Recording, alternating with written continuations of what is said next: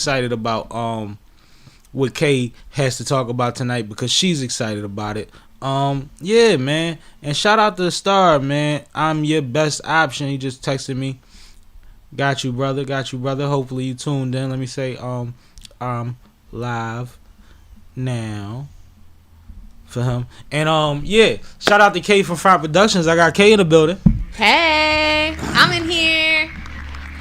How you feeling? How you feeling? What's the dealing? You know, I'm living the dream, as always. As always. You a little dressed up today. I am, you know, new gig, new me. Oh!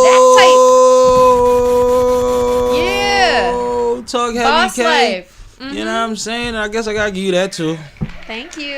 You know what I mean? I guess that comes along with it. Thank you. Sounds appropriate. So everything is good for you. Absolutely. Everything's great. Started the new gig last week. How's it treating you? It's been great so far. The team is very welcoming, very friendly, and the work is interesting. It's definitely dynamic and new, but I'm very excited, and so far I've been picking it up pretty quickly. So I'm excited to, you know, dip my toes in and really get to it. You just use so many PC words, yo. What do you mean? I don't know whether to investigate or You realize I be work proud. in like a semi-corporate atmosphere now. Like, you know, I need to be with it. I have to wordsmith the best emails. I hear you. But yeah, you kind of flipped that one. See? That's my job. You asked me what I'm live on. Bro. Everything. You said you live on IG or FB. Listen here, bro. Neither. None of those. Never done that. No. Never done that. I have a full Does studio. Facebook still have live? I don't think they do. They do. They have some weird stuff going on with it, though. So the people that's using it don't really understand what's happening with it. I seen somebody that streams on multiple platforms at a high level actually complaining about it this weekend. Wow. I didn't even know. He was like, I went live on there just because I can go, but I have no idea what they doing over there no more. Mm. And he was like, so y'all give me feedback. Let me know if y'all seen it. Like, it was just like, yeah. I was going to say, I never even see lives on Facebook anymore. Anywhere. Yeah, I think it might be on your, what's the name pages? You know how they made you make a business page or artist page? Oh. Or like an event? Subscription based or something. It might be some weird, like, pocket that they're adding them to instead of just that's being. bizarre. Yeah, but. Or is it like a special live only feed? It might, yeah, like. Nobody would go to that. Something like that. That's like, yeah, you might have to go to live on your Facebook to see who's live or something. I don't know. Bizarre.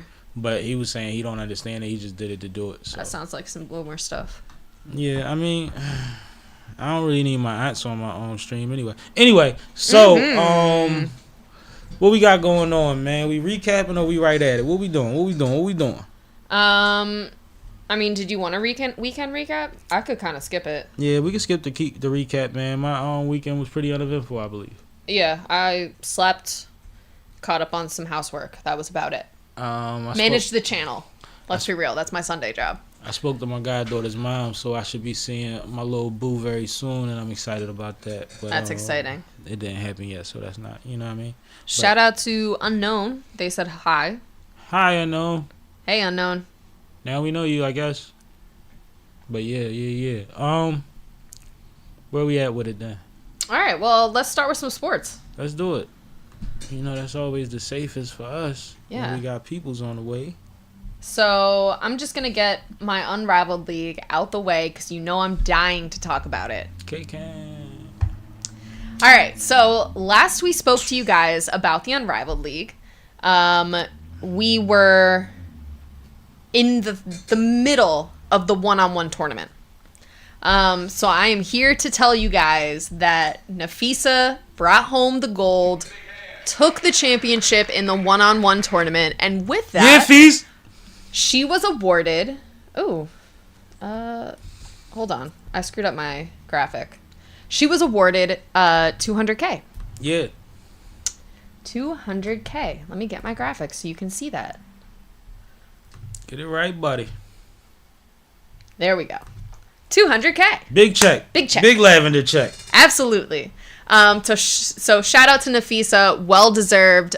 She was really dominating the one-on-one tournament.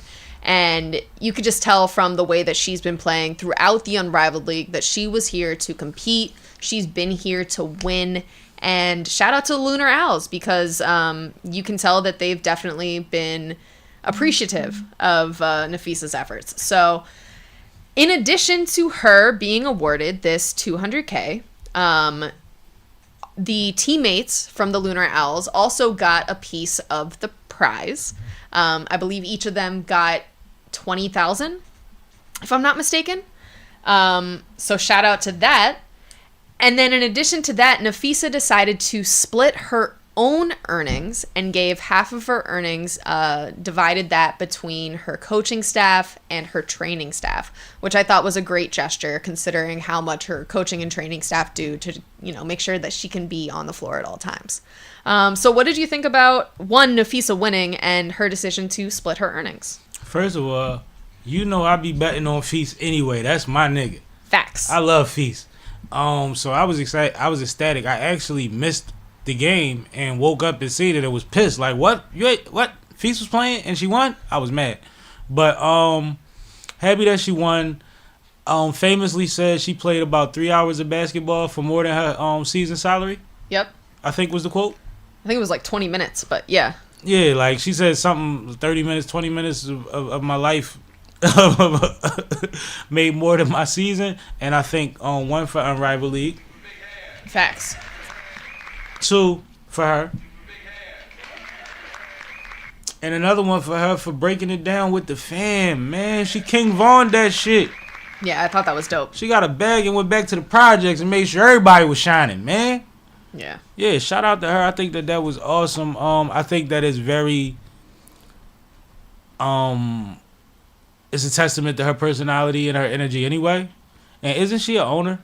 She is. She's a founder. Yeah, so her being a founder, more so than even an owner, it's like, yeah, we created a situation for somebody to win a lot of money, but I don't need to take all of this home. Right.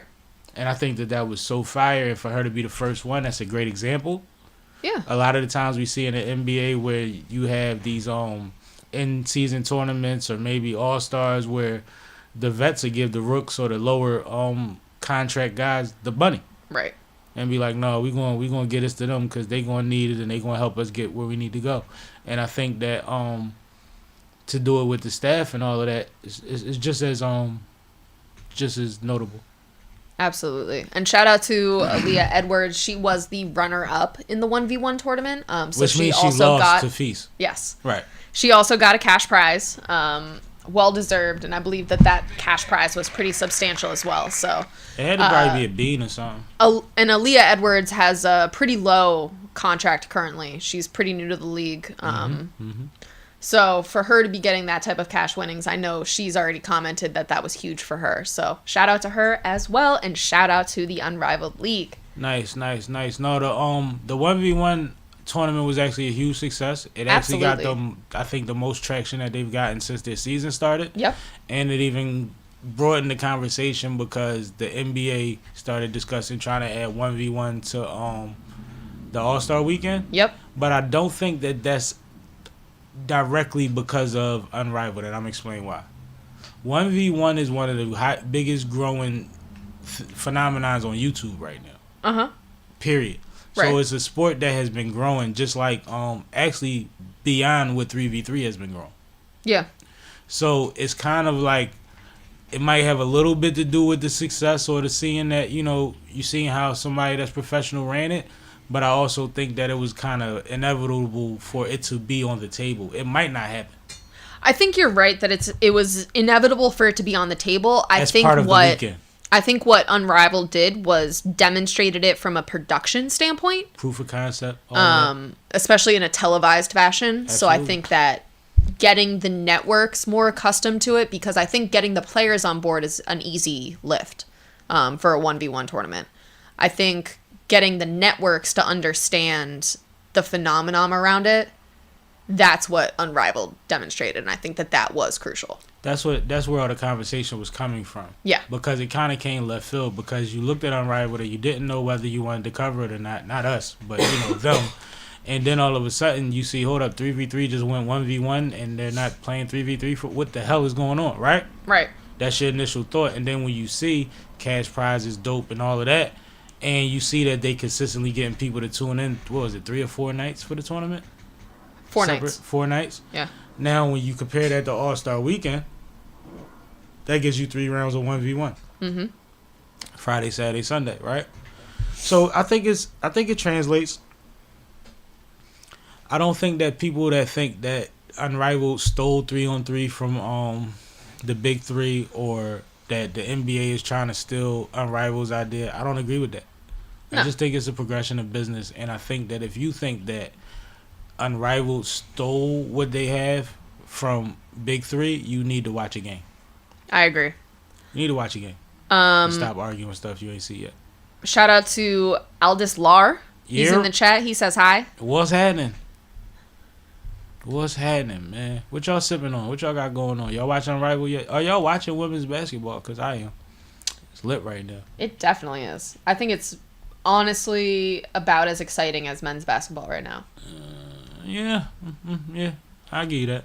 And I might be biased because I'm a Sixers fan, so I have nothing to live for the rest of the season. You know what's funny? Every Sixers fan that I've talked to that asks me if I'm keeping up with basketball, I'm like, yeah, I'm watching women's, I'm watching the league when I can, I'm watching all of that. And they like, I really don't have nothing to really watch because the Sixers is shit. And I'm like, that's crazy. And we'll be watching this Sixers game. And they'll be like, nah, man. Because that's how the conversation usually come up. But that's crazy. It's sad. So I do have one more Unrivaled topic for tonight. Okay, let's do it. So, we had also mentioned last week that going into the 1v1 break, the Lunar Owls were still undefeated. And I'm here now to report to you that the Rose has officially defeated the Lunar Owls. The Rose had a phenomenal game led by Angel Reese, who ended up getting the league's first 20-20. After the league's first ejection. Look at her, covering all bases. Yep. And then later got ejected for fouls. Yep. But, she fouled out. It's part of the game. So shout out to Angel Reese. She definitely had a great game and led her team to a victory over the Lunar Owls, who now officially have 1 loss. But don't fret, Lunar Owl fans, because they have already clinched the first seed in the playoffs. Yeah. So don't worry, they will remain on top. We'll see if the Lunar Owls can continue to keep the winning momentum or if this loss starts to set them back. Some of the other teams have definitely started to turn around their play. You can tell that they got together over the break and really figured some things out. So I imagine that this second half of the season will be very interesting, and I can't wait to see how the playoffs shake out. So we will definitely bring you all that news. If I'm not mistaken, the Rose had a slow start to the season, right? Yes, they did. They had a very slow start to the season. They was like 0-3 or something. Yeah, they were down with the Phantoms for the first 2 weeks. Yeah. I know I wasn't tripping, so shout out to them. And I think that's part of the excitement of it, and other things will become more exciting about it. But right now, even the players are trying to figure out their strong suits in this format or how to play team ball in this format. Yep. So it's like you're seeing teams where it's like, if you pick the early winner, and you, especially a young person, you might have been a little disappointed in some of the people that you picked. But by the middle of the season, it's still competitive, and you see everybody leveling up and, going through their whatevers, and it's like, it's exciting still. Well, and I think you also need to remember, this is a new game. That's part of my in point. A lot of ways. Mm-hmm. We've never seen this size court, like you said, so... I told you the first, 2 games, you could see the players trying to time their steps when going from coast to coast, or bringing the ball from one side of the court to... You could watch them trying to see where their feet was at. Exactly. Yep. Shout out to Noah King. He's in here. He says, what up? Yo, Noah. What's pop logging? Why y'all keep... I gotta disconnect from that email. All right. Anything else that you wanted to mention about the Unrivaled League before we move on to other sports? Just salute. And in other news, my WNBA hoodie will be here soon, and it's fly as fuck. Love that. Yeah, it's fly as fuck. Love that. And it's so black. All right, let's stick with basketball and talk about the biggest basketball news of the week. Victor Wembenyama. Unfortunately, it has been announced that he is going to be out for the remainder of the season due to a blood clot in his shoulder. If you don't know much about blood clots, these can be very dangerous. You need to be on blood thinners to clear them up. And if you don't clear them up, they can migrate into your vital organs like a lung or a heart and cause significant problems like stroke and even death, paralysis, etc. So it's honestly a miracle that the training staff was able to catch this blood clot before it became something even more serious. That being said, it is certainly a huge loss for the Spurs to have Victor Wembenyama out for the remainder NBA. of the season and the NBA, because he really is becoming one of our biggest stars. But in general, I am very happy that they caught this. He does have a very good prognosis for being able to return to the league, but they do think overall it's going to be about a 6-month recovery process. Anything to add? Devastating. Yeah. After watching him over All-Star Weekend on the national, international level, because I know a lot of people don't watch San Antonio Spurs games, but you got to see him against some of the most talented people that's in the NBA, and he looked like he was head and shoulders above the competition on so many fronts. I was about to say, like, literally? Yeah, like, that you just wanted, pun intended, that you kind of were excited about seeing what happens in the second half of the season now that they got another point guard. And, you know what I mean? Like, like it was, like, exciting. And then I don't think it's a coincidence that we find out that the coach ain't coming back right after we find out he ain't coming back. I think that was, like, well, fuck it. Why even try to get him back this season? You see what I'm saying? So now they announced Pop is out. Yeah. And it's like, you want to pray for Pop, but I think business-wise and health-wise, it probably aligned with the Wemby thing. But, like, one thing I think about all the time, especially when you're talking about Wemby, he's young.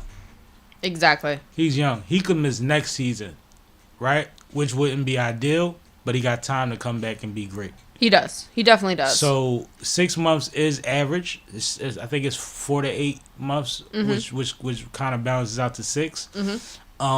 It takes that long to get through the regiment, the rehab, all of that stuff, because they have to get you to a point that if you get a nick on the court, that it doesn't bleed out. Right. You have to be able to clot after fixing the problem. Right. And I think that that's a part that people are like, a blood clot? The season? Like, no, I mean, y'all done lost people in your family. They ain't explained it to y'all right. Yeah. You know? Yeah. Or people have lost limbs and stuff. They didn't do the things they were supposed to do. Like, you got to handle it. And that's a lot of body to deal with. Yeah. So we could pinpoint one thing now before we got to figure out where they want to party at. We're going to handle that now. Ain't nothing popping tonight. So, my other thing, right? And I think I told you the story, right? I'm sitting next to one of my homies who used to play for the Sacramento Kings. He's from Philly. And he had an orthoscopic surgery, I think they call it, on his knee. And we was in the bar one day. It's me, him, and another homie, and we talking. I don't like to really name drop, but they both people that y'all may or may not know if y'all from the city. And we was talking about his surgery, and he showed me his scar. And the scar on his knee that 2 dots fixed his knee was the size of the end of a regular straw. Yep. That was the size of his incision. Yep. So when I say they got the best doctors in the world, they gonna figure it out for Wemby, and he's gonna be all right. Is what I'm optimistic about. Absolutely. But big hit for the league. Big hit for the league. Big hit for excitement. Even if you just watch highlights, having Wemby no longer in a highlight rotation is corny. Absolutely. So like, let's keep it G. But no. And honestly, I wish Youngin all the best. But go ahead. So I read an article that said that some of the symptoms that led up to this eventual investigation and diagnoses by the training staff was that Wemby felt very lethargic and just did not have any energy, especially over the All-Star break. And while they were reporting on this, they were also showing a highlight reel of what he did during the All-Star game. And I'm like, if that's lethargic Wemby, like, wow. Just like, wow, at this man's greatness. This is what I'm saying. Yeah. So, absolutely, the NBA has certainly taken a hit because of this. But, prayers up to him, and hopefully he will have a speedy and full recovery. Are we live vertically or all the way around? What are we doing? Ooh. We are live vertically on YouTube and horizontally on Twitch. And we're recording the horizontal to clip onto YouTube. Why? Because I'm trying to send something to somebody, and I kept seeing the vertical pop up, but I didn't know if there was another one on there. No, the vertical just for YouTube. All right, cool. So before we move on to a new topic, Noah said in the comments that he had his gallbladder removal surgery today. Oh, man, God bless. So, yeah, definitely wanted to send blessings and prayers over to Noah as well. Successful, right? I'm guessing. Yeah, I hope everything went well. I hope you're doing okay. Let us know in the chat because we certainly care about you. Don't be like me. Follow their orders and directions and do what you need to do to get back where you need to be, please. Absolutely. Wishing you a speedy recovery as well. Yes. Bite the bullet, take the time, go through the struggle and come out on the other side better than you went in. Yep. I'm glad you were able to get it done. Absolutely. Because you're talking to us right now, so you decent. Well, and I remember him saying something in the chat, I think it was either last week or the week before that, about, him having an issue. So I'm glad that, you were able to get your surgery and prayers. Hopefully it went well, and we're definitely thinking about you. So it's crazy because you said gallbladder? Yeah. The homie was at work today, and something came up, and he mentioned gallbladder. He's like, that's the first time I ever heard of that in my life. And he was like, so all of y'all just know about gallbladder, so I'm just stupid. And I'm like...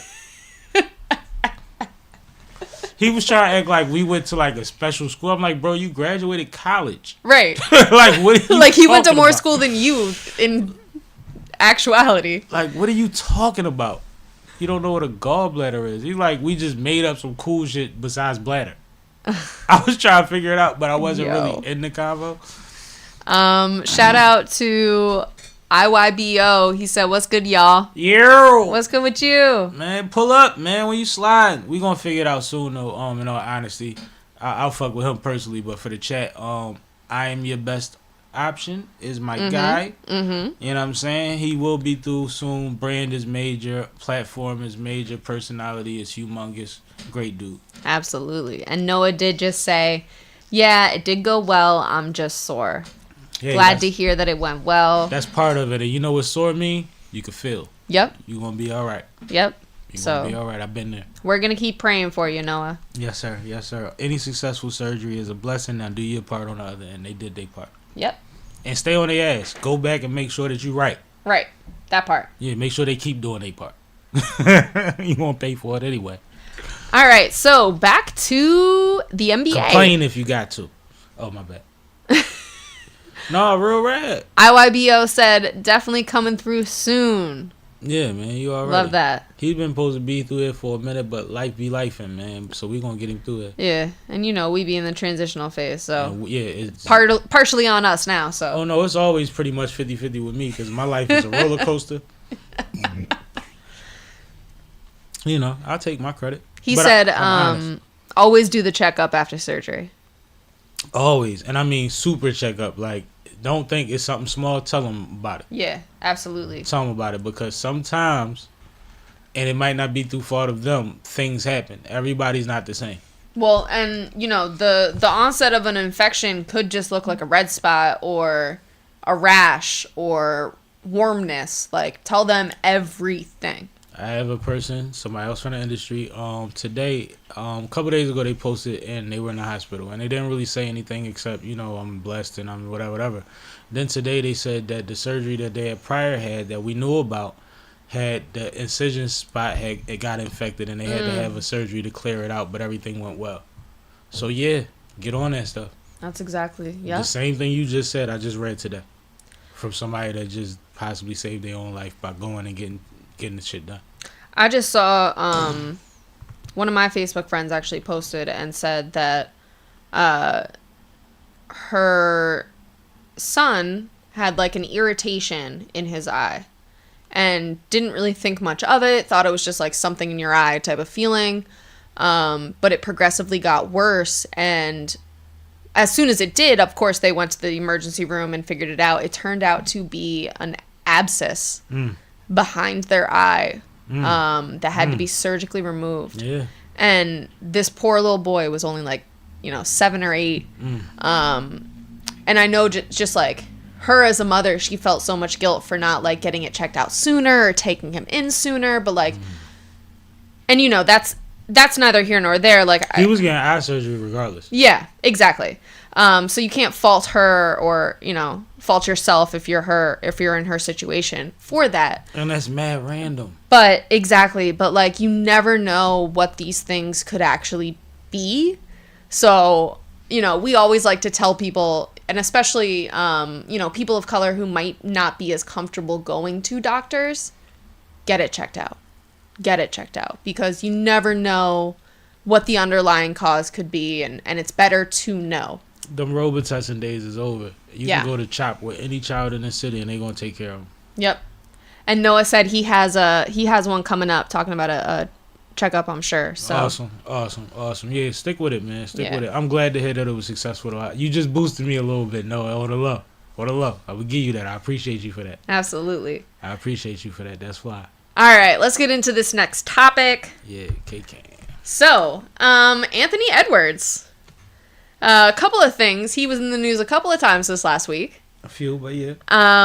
So, of course, there was this new show on Netflix. What's it called, Sam? Golden the Gold Cup? The Gold something. Hold up. I'll look on Netflix right now. But go ahead. So he's on this new show on Netflix where they are talking about the U.S. run at the Olympics for men's basketball. And they actually cover everybody. Yeah, putting together the team and just like the international Court of Gold, thank you. The international competition in basketball for the Olympics this past year in Paris. And during the most recent episode, you see the whole team interfacing with Obama. Obama came out. He's a huge basketball fan. He came to show his support to the team and got to spend what looks like from the show basically a whole day with them. And during the show, you can see Anthony Edwards and Obama kind of going back and forth.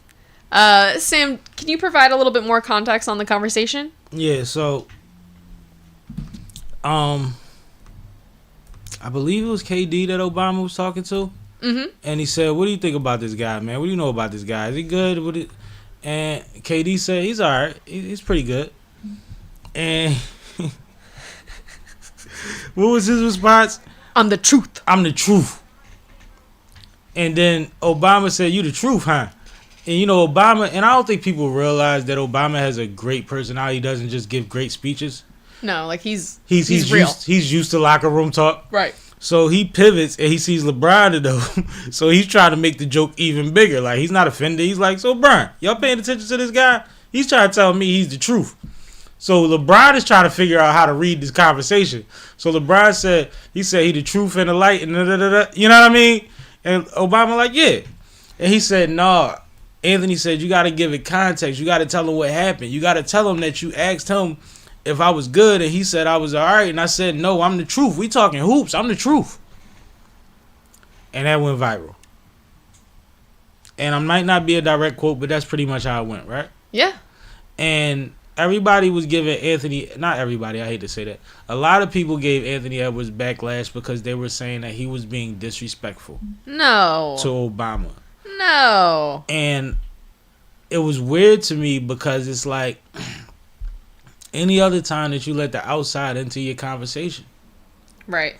Like, it's not for everybody's consumption or for everybody to understand, but don't go to an extreme of judgment if you don't understand the context. Exactly. You've never had these conversations. Obama has been in barbershops, locker rooms, gymnasiums, hallways, stoops, all type of spots where motherfuckers talk braggadociously about what they do and what they put down. You think that this man at All-Star, at his young age, at his production level, at his personality level, he kept it G. I think Obama walked away from there appreciating Anthony Edwards for being genuine. Yeah.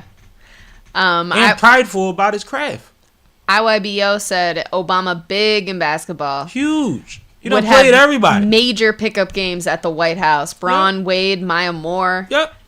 He done played everybody. Exactly. And I heard they be taking it easy on Barack. And I watched Barack. Barack, you know, he's a little old, but you see something was there when he was young and spry. Noah said, Truth is Paul Pierce's nickname. Well, you know, Paul is my guy. So I knew that. I've been with Paul since Kansas. You know what I'm saying? Since he was a Jayhawk with Do you think that was... and Rafe LaFrentz and all of them, man. Do you think that was a factor in Obama's replies? No, I think that calling yourself, saying that you're the truth in the way that he said it is pretty general. Okay. And I think Obama took it that way, and I think that that's part of how you see Brian's response be kind of joking, because he didn't know the temperature of the response. And that's what Anthony caught on to when he said, no, tell him the context. Like, all of that worked in cohesion the way it's supposed to work. Right. Because we're bringing somebody from the outside into a new conversation. They didn't jump in and grandstand and try to stand on a statement that they've been making on Facebook for 8 months. They waited until they got understanding. And then LeBron actually confirmed that Youngin is nice, that he is the truth. Right. So it all went the way it was supposed to go. It just got flipped around in the media, and it got weird because it's like, y'all talk about Anthony Edwards enough. That was a dope moment with him and Barack and LeBron and KD. Like, that was dope. Y'all made it ugly. Stop clicking on stuff that y'all don't care about. Noah said KG wouldn't like that. KG? That's what he said. I mean, well, you know, KG don't like a lot of shit, and I just seen people on recent podcasts talking about stuff they got to settle with KG, and that they willing to settle with everybody, but they need to talk to KG because he carried a different way. And we love KG for that. We love KG for that. That's the big ticket, man. That's the first 100 million, 115 million? Something crazy he got with that. Young as hell. Like, yeah, man, we love the ticket, man. He bring that fire. So this was not the only reason that Anthony Edwards went viral last week. Why else did he go viral? So he was also he was asked this, correct? This was during a press conference? Yeah, they asked him how he felt about being a face, potentially being a face of the league. So he was asked about being potentially the face of the league. And Anthony Edwards responded that he did not want to be the face of the league. And that's what they got Wemby for. Exactly. Now we know that Which is ironic because a week later, oh my God. We know that Anthony Edwards is on the Sprite commercial that plays during almost every NBA game, on at least 2 other commercials that play during almost every other NBA game. Damn, a Sprite commercial. He has the Christmas Sprite spot. Right. That was LeBron's spot. Right. You realize that, right? That was LeBron and Kobe's spot. So a lot of the endorsements that Anthony Edwards have are positioning him to be the face of the league, regardless of whether he wants to admit it or not. So I thought that this response was very interesting, but I also thought that it makes sense within Anthony Edwards' personality. From what we've seen of the way that he approaches his career, his life, he, you know, is not necessarily as calculated as somebody like LeBron. He doesn't necessarily have these, like, grandiose plans because he also doesn't necessarily want to feel that type of pressure on him because of that position. So I think that, you know, understanding his personality, this kind of makes sense to me, and this response did not throw me for much of a loop. But at the same time, I do think it's a little bit delusional because Anthony Edwards, it is what it is. You are the face of the league right now. One of them. One of 3, and the only one that's American. The crazy thing is, one of the biggest ones. Yeah. Like, regardless of who else shares it, he's one of them. Like, he's one. I mean, Steph's still there. LeBron's still there. Like, let's not forget that. Yeah. But, like, you talking about marketing. And we know how marketing works. I was a former marketing major. I know all about it. Like, no, you are being, because of, through no fault of your own. Not saying you asked for it, right? You are a handsome young man. You play at a high level. You dunk on people. You're funny. You show great energy on the court. You don't just dunk and act like it's regular. You dunk and act like we about to win the Olympics. Right. Like, yeah, we got this. You know what I mean? You were part of the Olympics. It's so many things, but I completely understand wanting to publicly say, and I think I'm gonna be the first one to say it. I just want to hoop and talk shit. I don't want to be y'all boy. I don't want to be y'all boy. I'm cool. Like, and actually, I may be anti-establishment. Right. But I'm great at basketball. And I'm a Georgia nigga that's nice. And Well, one thing we know about superior athletes that come out of Georgia, look at Cam Newton. They already made before they made it. They tapped in with everybody that matters before we hear about them. And they support. Not for nothing, but as young of a player as Anthony Edwards is, he's already seen the other side of that media coin. He's been scrutinized by the press, especially when it comes to his baby children, his baby mamas, all that in comparison to his relationship, all of that. So I think that he knows his temperament. He knows what he wants to deal with and what he doesn't want to deal with. And he's trying to set a boundary. And that's fair. And let's talk about his age. Yeah. I want you to look this up. When is he eligible for a new contract? But I'm saying this, I can already expound on it, but I just want you to confirm, right? Anthony Edwards stands to make over $600 million in the NBA. From NBA money. Meaning his next contract is going to be $2-something or better. And he became eligible in July 2023 when he signed a 5-year extension. So in 5 years, he's signing for big money again, right? How old will he be then? 2028, so 3 years from now. How old will he be?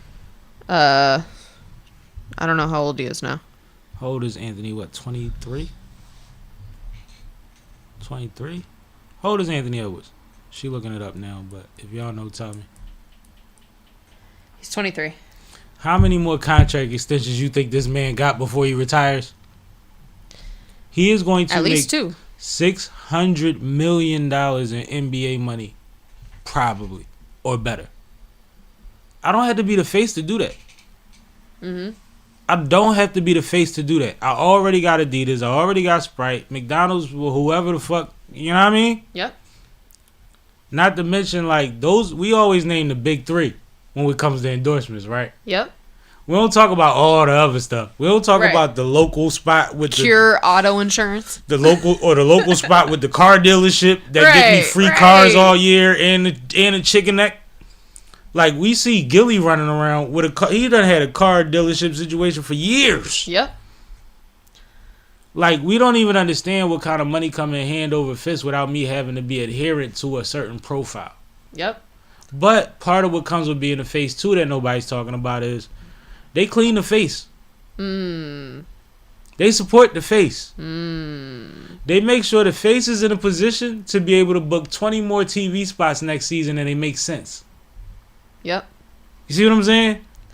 So there's a lot that come with the face too, but if you know that you AI with this shit, you mellow with this shit, right? Certain players we've already seen that's like, no, he's perfect.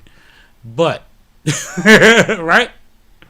IYBO said, I agree, Sammy, because off the court issues and life will be under a microscope at all times. At all times. And he knows that. And the thing about it is, he might even know that it's not in his control. Right. He might have made the statement just to make the statement. Because it at least tells you later, I didn't ask for this. Right?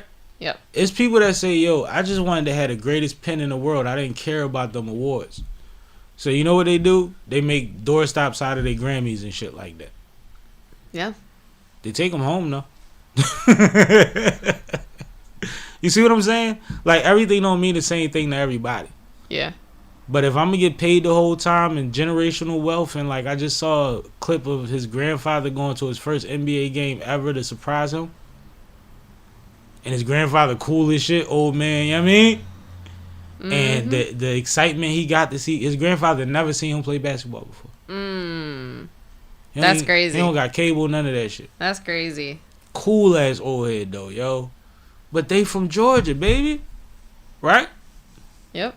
So like, there's certain things that he's living that are like milestones already that like he might not be even weighing things on the same scale. Yep. So salute to him, man. He said it. It took a lot of balls to say it. People had hard to say that, and a lot of people live to be that. He just want to be great in his own right, and that's fair. Shout out to Benny Bucks in the comments. Benny. So I think that's fair. But shout out to Ant, man. Just keep your head above water, man, and learn how to handle your business in a way where it's structured. Because either way, you are one of those ones that they're going to keep betting on. And that's going to keep you on the light regardless. That's all. So I have one more sports topic, but if we have guests coming, I'll save it. Lavar? No, this one. I don't think you know that one. Yeah, I don't know nothing about that. Do we have guests coming? Should I save it? I got somebody that I think is coming through, but she hasn't hit me yet to tell me about her ETA. So Okay. let's keep it moving. Let's just go as we go. All right, let's move on. Talk to me. Coffins. So there's been this thing going on lately, right? And it's very spooky and it's very weird and it's very it's one of those things that's like, if y'all playing, this might get federal. Like, I don't think y'all understand what kind of weird y'all are doing right now. But people are dropping off these black coffins with white writing at entertainers' houses with other entertainers' names on them.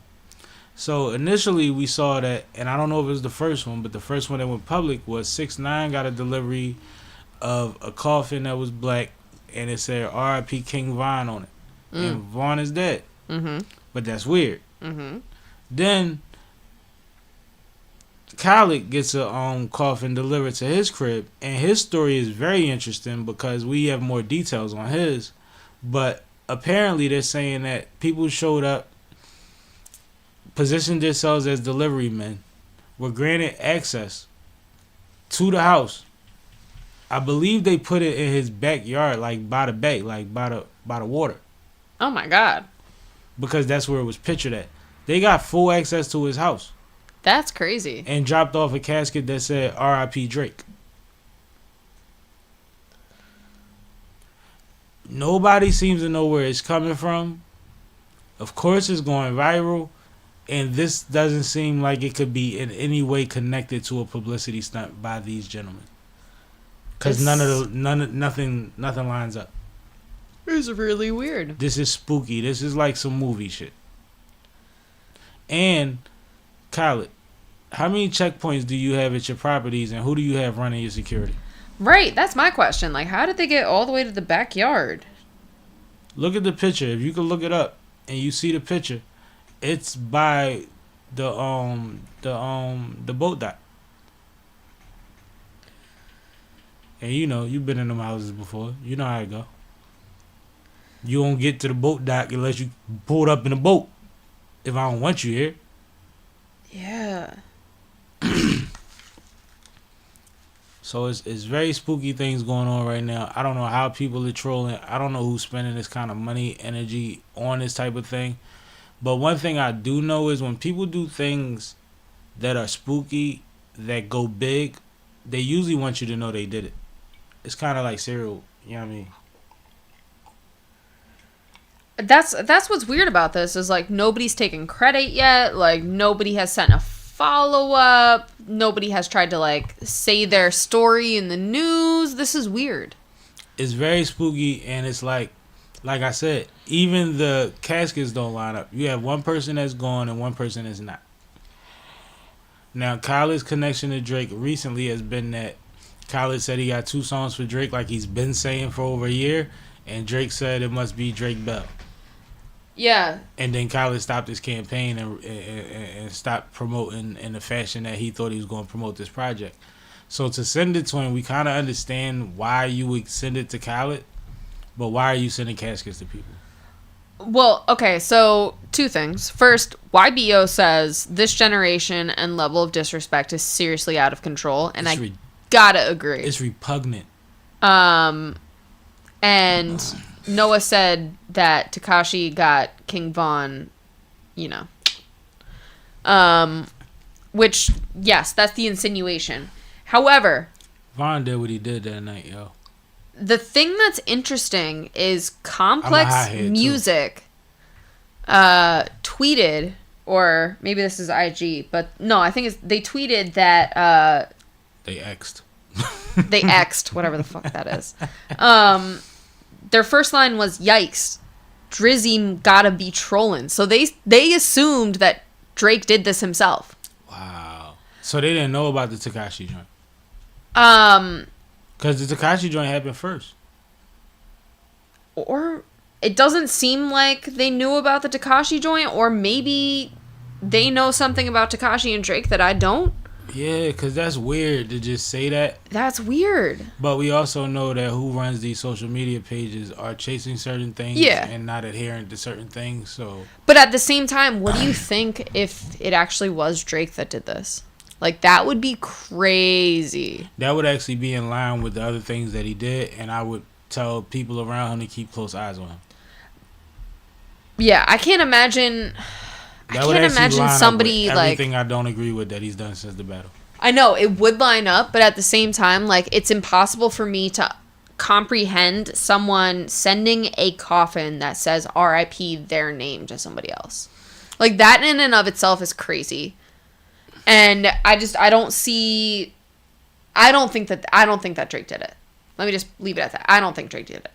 No, I don't think he did it at all. I never heard that theory until just now, and it caught me, off guard. But like, yeah, I don't think that at all. That's like strange. Yeah, but I thought that was interesting. That's strange. And Complex has clout, so for them to throw that accusation out there is kind of wild. If you paid attention, Complex has done a lot of bullshit throughout the years. Yep. Not gonna go no deeper than that. It's not my job, but yeah. Noah said, "Go back and listen to Kendrick's damn album backwards," and he mentions Drake. I gotta listen to the whole album to hear Drake?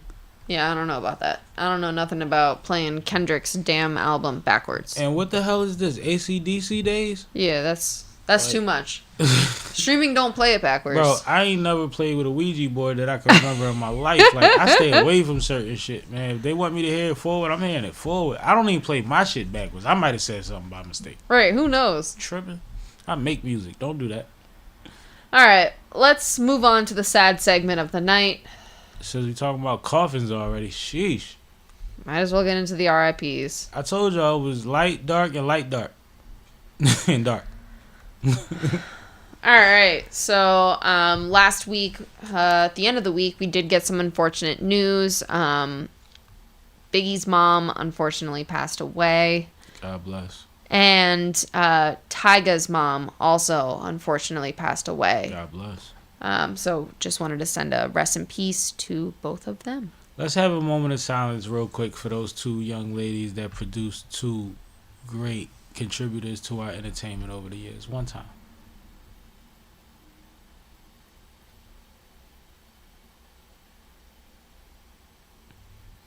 Watch over Tyga. You are now reunited with Big Papa. Frank White is up there with open arms. I'm glad that that's a thing. And one thing that I've heard, and y'all can fact check it, was that Big bought a $6 million property, and over time, Valletta, his mother, Miss Wallace, turned that into a $160 million investment, and the kids are going to be good. That's great. So I'm hoping that that's true.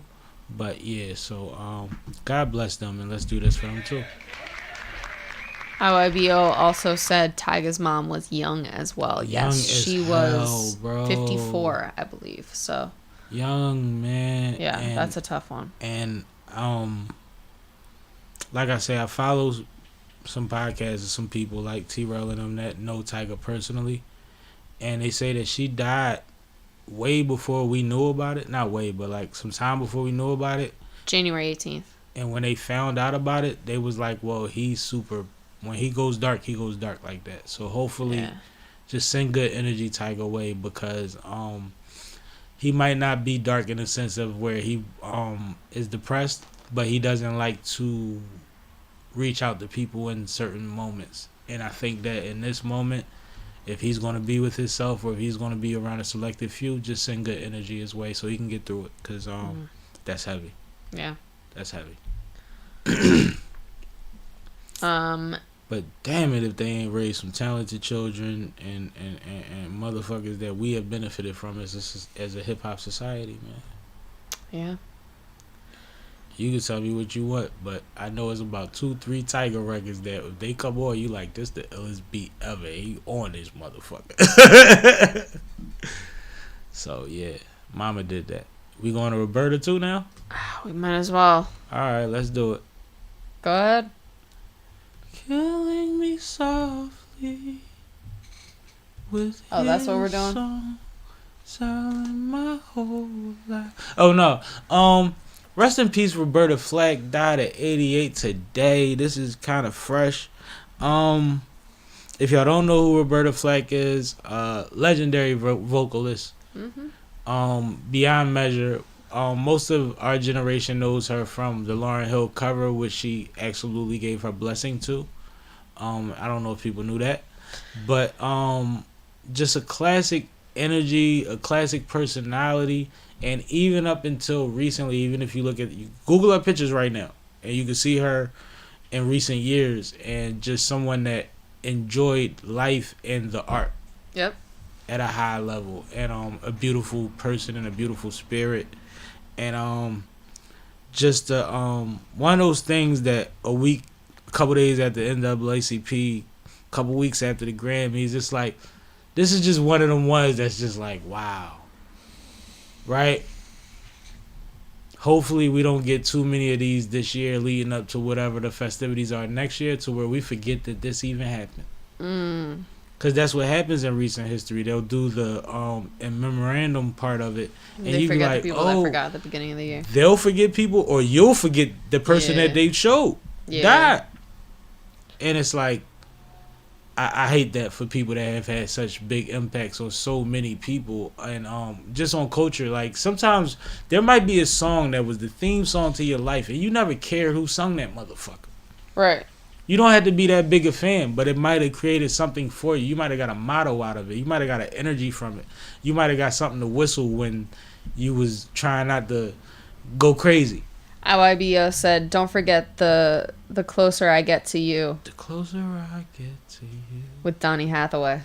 Man, listen, man. You see what I'm saying? And see, I don't want to get on here and get to singing, bro. If you was here, you could have sung that one. But she already, you see, she threw me an elbow. And she said, "Oh, that's how we start." You see what she did?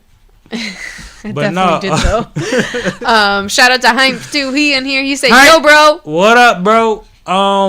Roberta Flack, man. Yeah. Roberta Flack. One more time for Roberta Flack. Let's give her a little moment of silence one time for Roberta Flack, man.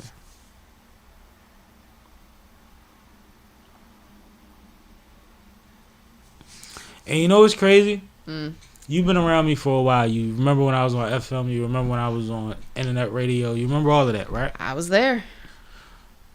I know that dead air is the devil. But some people deserve their time.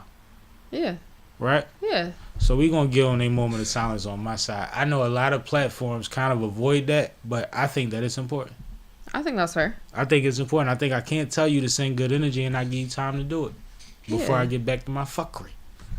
Yeah. So let's do it, man. No, rest in peace to all of those women, monumental, phenomenal women that have left a legacy in many different ways, many different age ranges, and just, you did that, lady.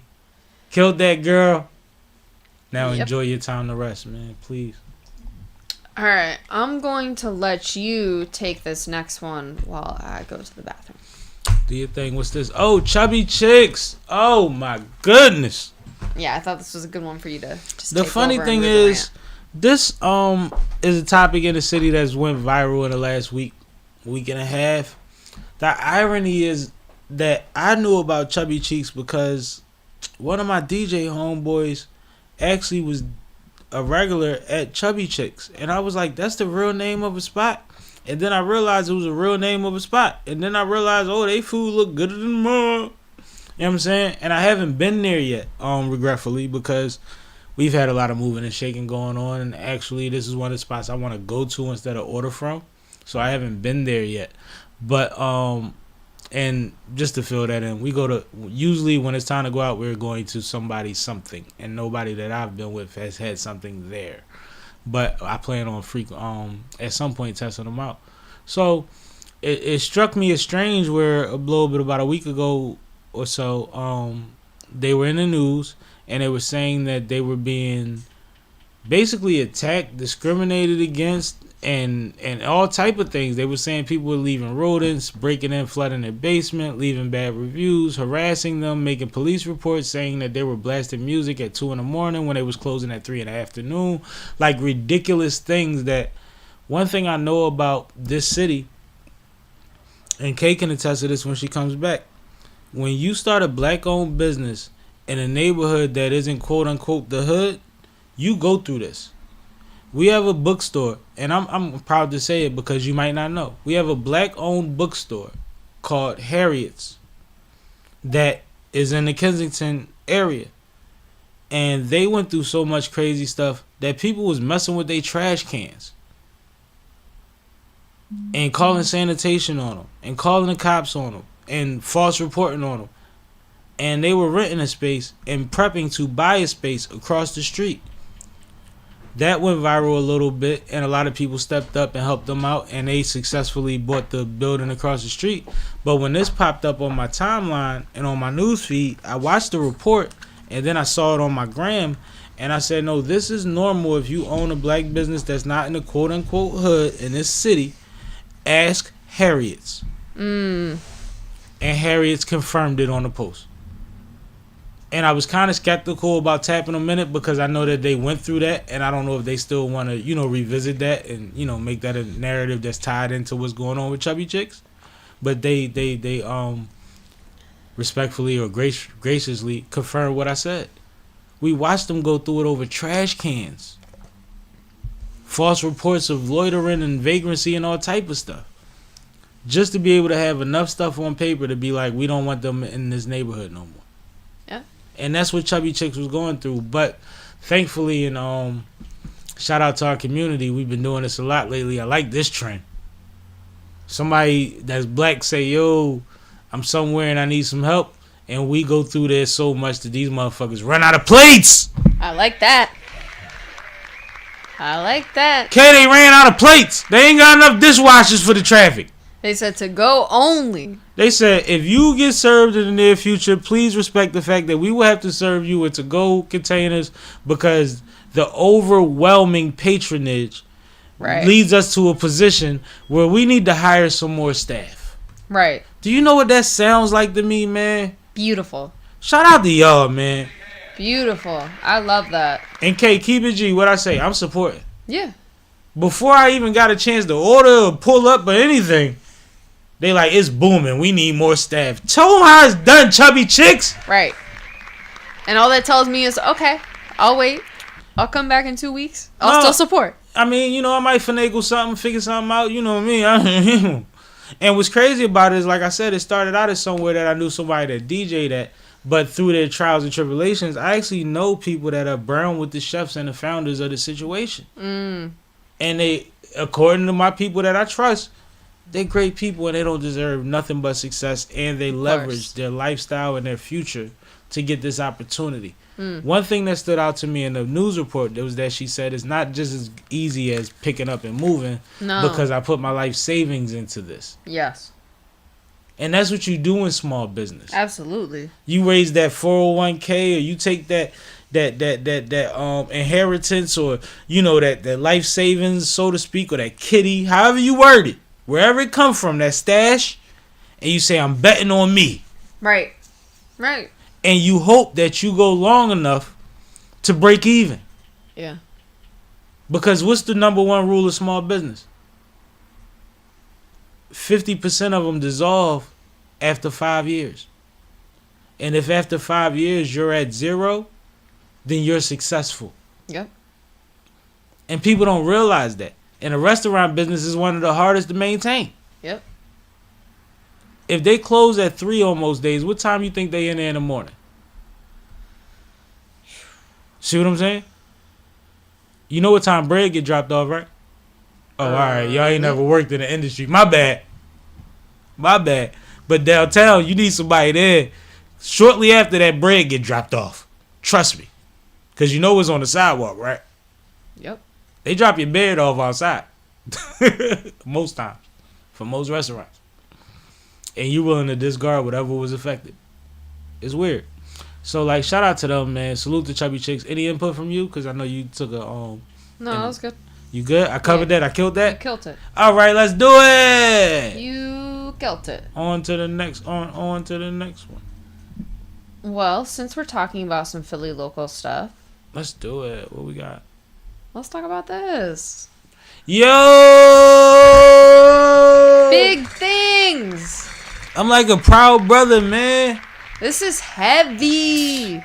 Break it down for the people, please. All right. So, Josh Pele, who, if you don't know who that is, I thought it was Pill. That's... All right, go ahead. Pele. All right. I thought so, at least. All right, go ahead.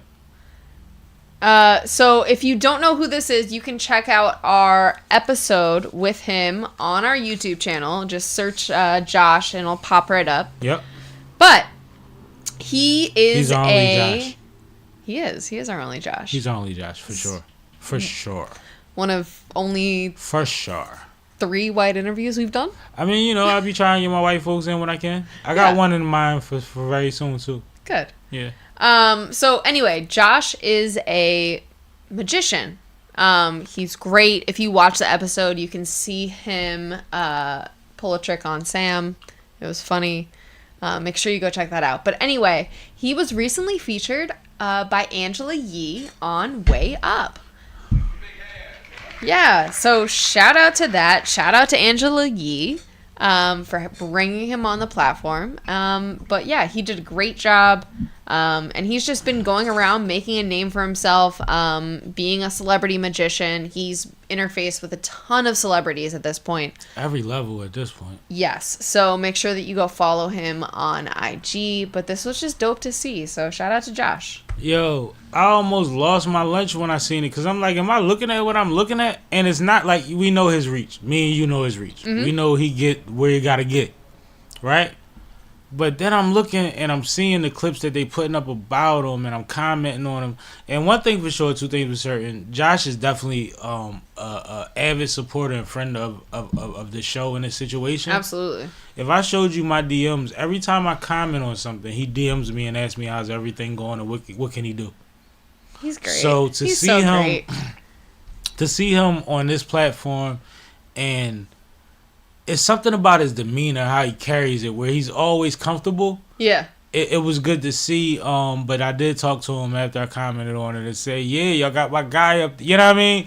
And I had a little conversation in the DM with him and salute to him. He'll probably be back through soon if possible because he might be in Dubai after this one.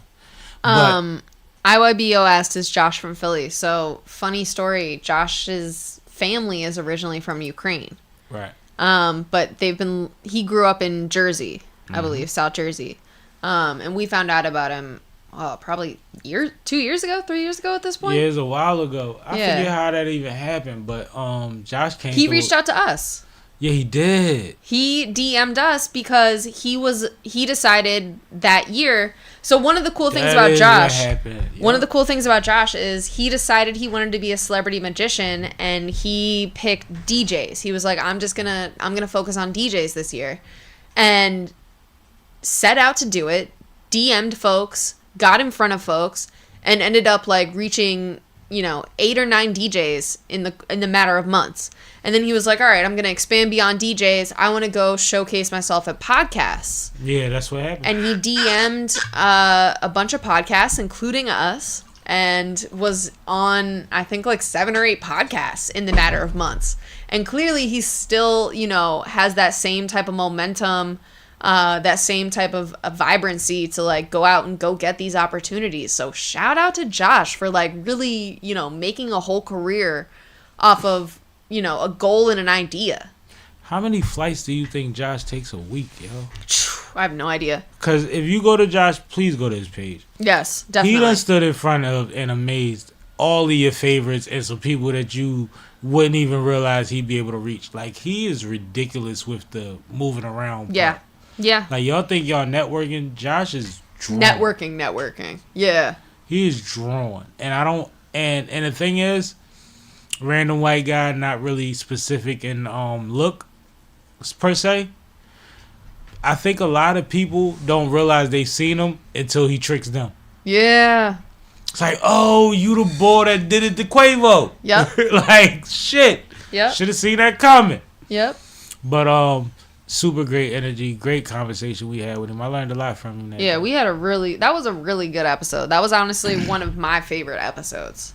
So make sure you guys go check that one out. Shout out to the homie and shout out to Angela Yee. I actually met Angela years ago. Shout out to Phee Splits and Mad Labs. We was in New York for a situation. We took a picture with Angela. She was between me and Ace. We both had our arms around, shoulder to shoulder type shit, and all you could see was Angela's little face. You had to like zoom in. Yeah, she's tiny. She's tiny, but she was a sweetheart.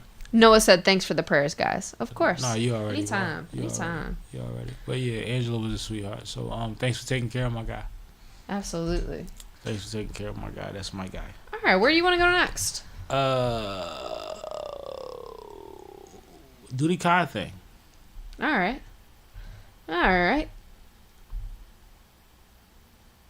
You or me? You read the article. I just saw the thing. I mean, I read the headline. It's your topic, but all right. Break it down.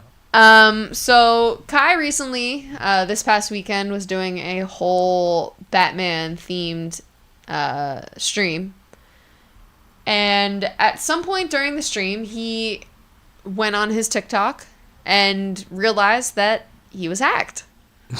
And he told his chat, my TikTok got hacked. Mm-hmm. And of course, Kai being Kai and having the position and momentum that he does, I'm sure that this will be a short-lived problem if it has not already been solved. I'm sure it will be soon. Even though TikTok is not his main platform, I'm sure his following on TikTok is big enough that they will sort this out quite quickly. They don't want him to leave. But yeah, crazy. Kai got hacked. Yo, when I seen it though, I didn't know if it was true because it came in the middle of Kai doing so much, right? Like right. He has multiple bat layers for this Batman stream with all these costumes and all this stuff going on. And it's like, all right, so Kai working. Yeah. Then it's like, all right, y'all said, but you say that he said it on the Batman stream. That's what the article I read said. See, I didn't see that in what I saw. I saw a description. So I guess if I saw it on a page where I could have swiped, I might have been able to see when he announced it or said it. But what was the heck? They said they took down all of his TikToks with a certain amount of likes or views or something like that? Yeah, with like 500K or no, above. 5 million K or 500 million K or I don't know. Yeah, 500 million views or above. Yo, do you know what kind of flex it is to be like, I got hacked and they took down all my 500 million view videos? Right, like what the fuck? That wouldn't affect me. I mean, financially it would, because based on algorithms, it keeps pushing it in people's faces to make you more money. No, but I mean, like, I don't have any 500 million view videos. Like, that threshold doesn't come to me. You know? I'm down here. Somebody's at the door. They're going to take down your 600 view video and you're going to be non-affected. Right. Uh-oh. Oh, man. Uh-oh. We live, so you know. You already know. Y'all hear her. I don't know if y'all familiar, but if you is, you hear her. We gotta turn the mic on, get her headphones right, give me a hug. You got new colors for the merch. You already know. I need a Shut hoodie. up, Twig. You got more in the car? I'm gonna have one for you.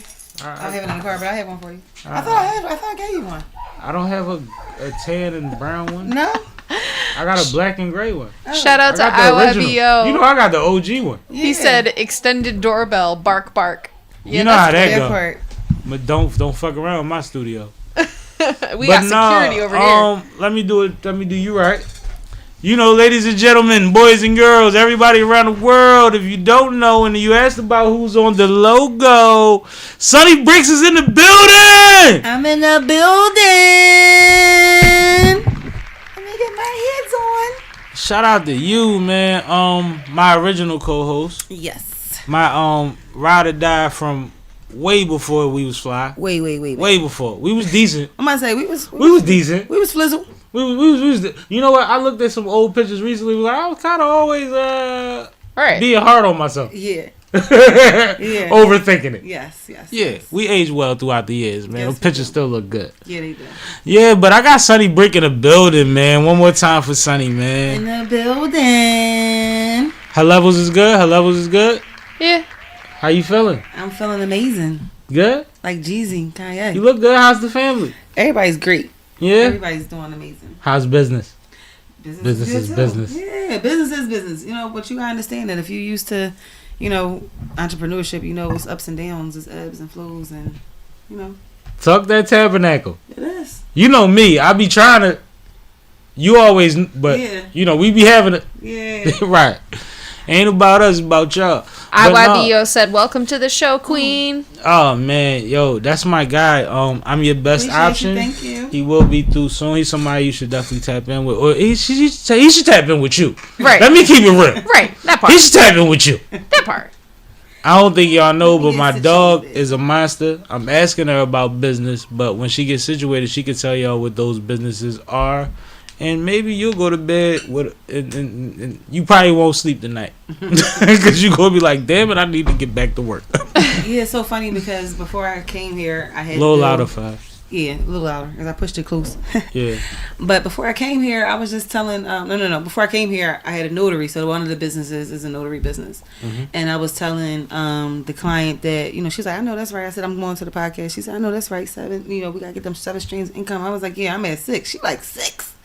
I'm like, "Yeah, I'm at 6." So, you know, that's what we doing right now. That part. Trying to get a 7th and I 8th love this woman. and a 9th. No, yeah. No, but and get me one. So I am the owner and founder of On the Scene magazine, a Yep. positive format lifestyle magazine. Everything from education to entrepreneurship, fashion, finance, sports. We're there, but everything is from a positive perspective. I'm also the founder and CEO of On the Scene Notary. So we are a mobile notary service. We serve PA and New Jersey. We specialize in documents such as power of attorneys, wills. I've divorced people. I've married people. You know, passports, children. I mean, I specialize in just about everything. Been I doing it for specialize years in now. Just everything. about everything. I mean, when it comes to those Yeah. documents, I've seen a lot in years. I've been doing it for Love years it. now. Yeah. So, No, talk that talk. As you should. yeah. So, got a couple. You know, so we got the trucking business. Got a couple properties. You know, do solar. Right. And still got 2 kids that you. My kids, the merchandise. Yeah. How do you find the time? I don't sleep. Fuck that. I don't Sleep when you're 60. Yeah, I don't really sleep like that. But it's fine with me because I don't want to sleep. I have a lot of energy, so I'm okay with not getting a lot of sleep. I know But that I get like 4 to 5 hours of sleep, maybe. That's a lot. I know that she's sick of me outing her, so I'm gonna say this the cleanest way possible. Right. We done lost sleep for less. Oh yeah. We done stayed up and burnt ourselves out for Yeah. things that were not as sustainable and progressive. But sleep is important too, so you got to understand that you got to get some rest. But I know that I get like 4 to 5 hours of sleep. I know they say you should get at least 7 or whatever, but for me, I work on 4 to 5 hours of sleep, and it's fine for me. Hazel operated off of between 3 to 5. You know that's my heart. See, I can't. I'm a good 7 to 8. I don't take naps. None of that. I can't. I don't like to sleep. I don't like naps, but I'm a good 7 to 8. I caught a nap at training today and was like, shit, y'all let me do that? Yeah, he's a napper. Yo, But I never shout out sleep to the during Eagles. them I still joints. got my Eagles green nails, so shout out. You're so funny. Yeah, you know, Girls, boy. just saying. I just You had to see say her that. balloon still up. That's why I said shout out to the Eagles. What do you That's mean? crazy. Why is your balloon up a month later? Anyway. Don't be a hater. Shout out Anyway. to the It's gonna Eagles. stay here until it pops. I hope you realize. Oh, that joint ain't popping, so it's Yeah, there. that's how we celebrate in Philly. Nah, but one thing I'd be remiss not to say for everybody that's been asking where Brick's been at, that's where Brick's been at. Yo. I'm here now. That's where Brick's been at. So she pulled up on us tonight, and we appreciate that, man. We gonna have a Yes. good time, man. You got your drink. I got my drink. Tink. Let's go. Oh man, see, she gonna always make me drink with her. Boom. I Tink. just took a sip. And another one. I'm Khaled. Khaled, exactly. I'm Khaled. Let's go. You ready Yeah. to get into this topic? let's get into a topic or Where we something, at? man. Where Let's we see at? what she got going on. We done ran through quite a few, but you good. I really wanted to talk about Chris Gotti. Good, because I did not get to that yet, so we can go to that next. Let's go. Okay, so it's amazing how much they look alike. It is. When I saw that picture, I was like, dang, I forgot how much they looked alike. Like, Yo, I saw And I met Chris Gotti before. I never met her. Chris came to Crazy. Glockaway. okay. Chris came to Glockaway. That's what's up. Shout out to Chris Gotti. When he was Shout out launching to his Irv new Gotti. platform. Rest in peace. Chris was cool as shit. I'm going to let you guys take this one, and I'm going to grab another drink. Did you see what happened? Did I see what happened? When Chris basically talked about how his So I brother- read what happened. Okay. I didn't see it, but I read what happened. So you want me to introduce it, or you want? You can introduce it, but All right. because I don't. Your perspective, we probably have the same perspective, but you can introduce it. Yeah, I'll introduce it. Go ahead. Recently we got news of Irv Gotti passing, and there was speculation as to how, but the hip hop community and the people that care about Irv know that he already had a health situation going on that he was pretty much not willing to adhere to. And when he died, the cause of death took a while, but we really found out that it was connected to the same reason that we expected. Mhm. His brother speaking out was pretty much confirmation. Mm. He said, my brother had a situation. He didn't want to bow down to it. He wanted to go out how he wanted to. And he So did. he died eating Chinese food at a poker game. Right.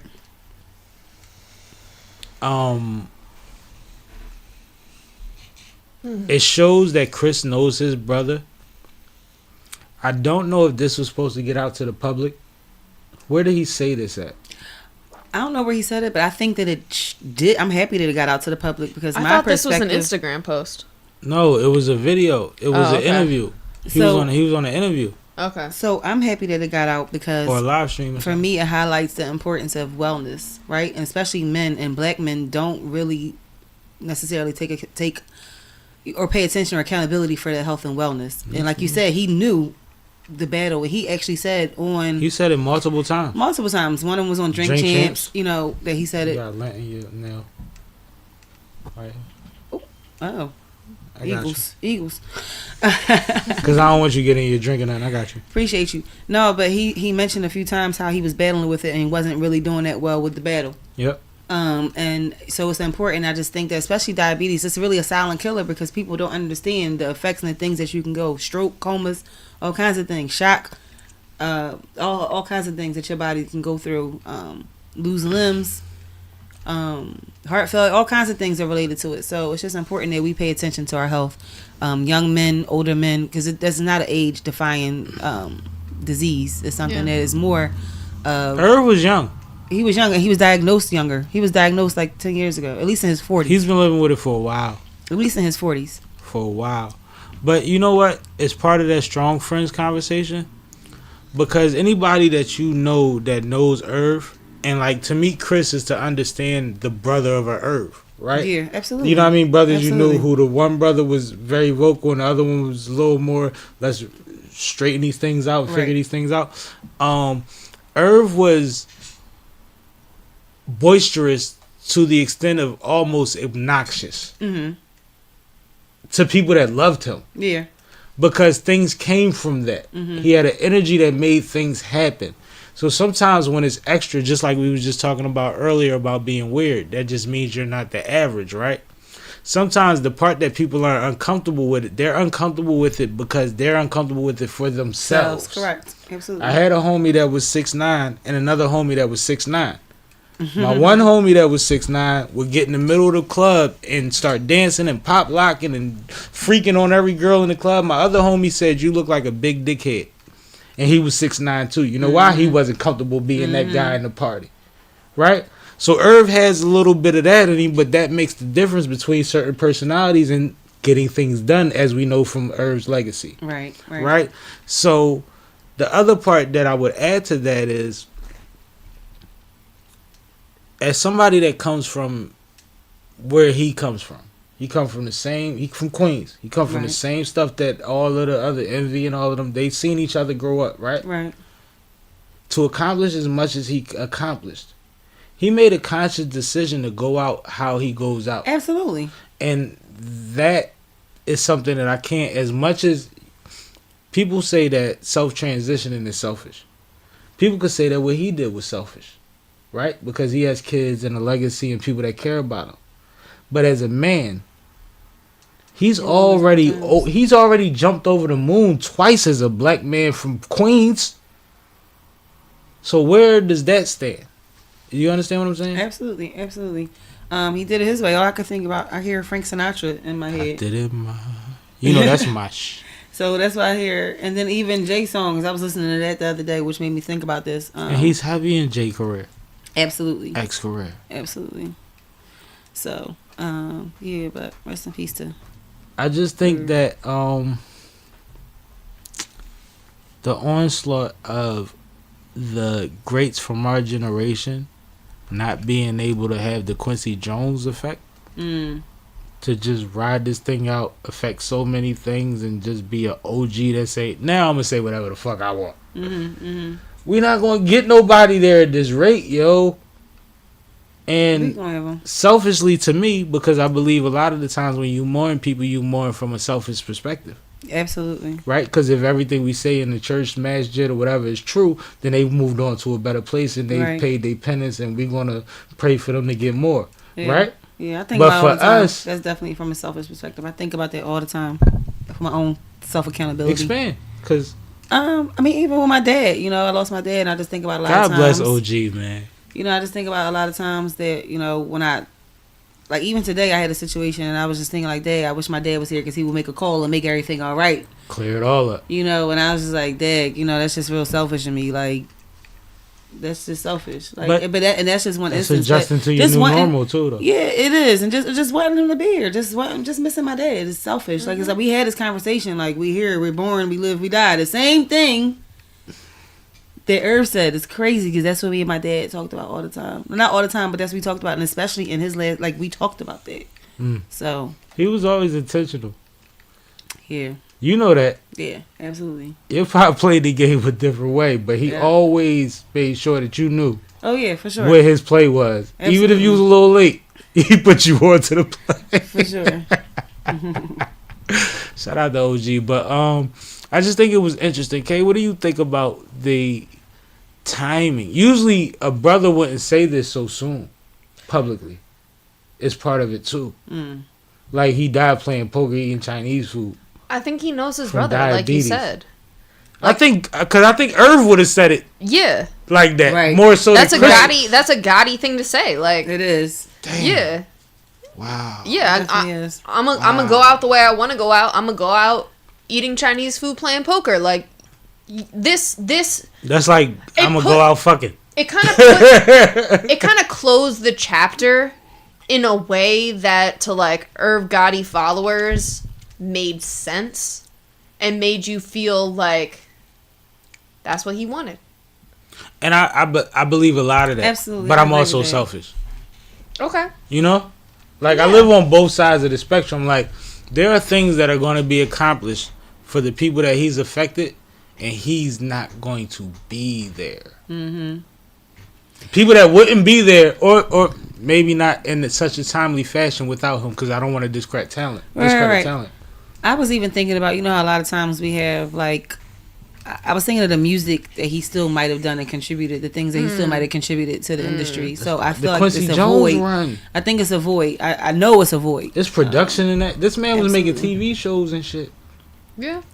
Like, he crossed over. Right. So I definitely think it's a huge void that was left. Nah, but shout out to him. Shout out to the...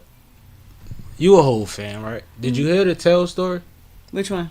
Tales is the show he was trying to shop to BET at one point with everybody's song. Yeah, I know. I know. And you heard he said they were negotiating, and negotiations weren't working out.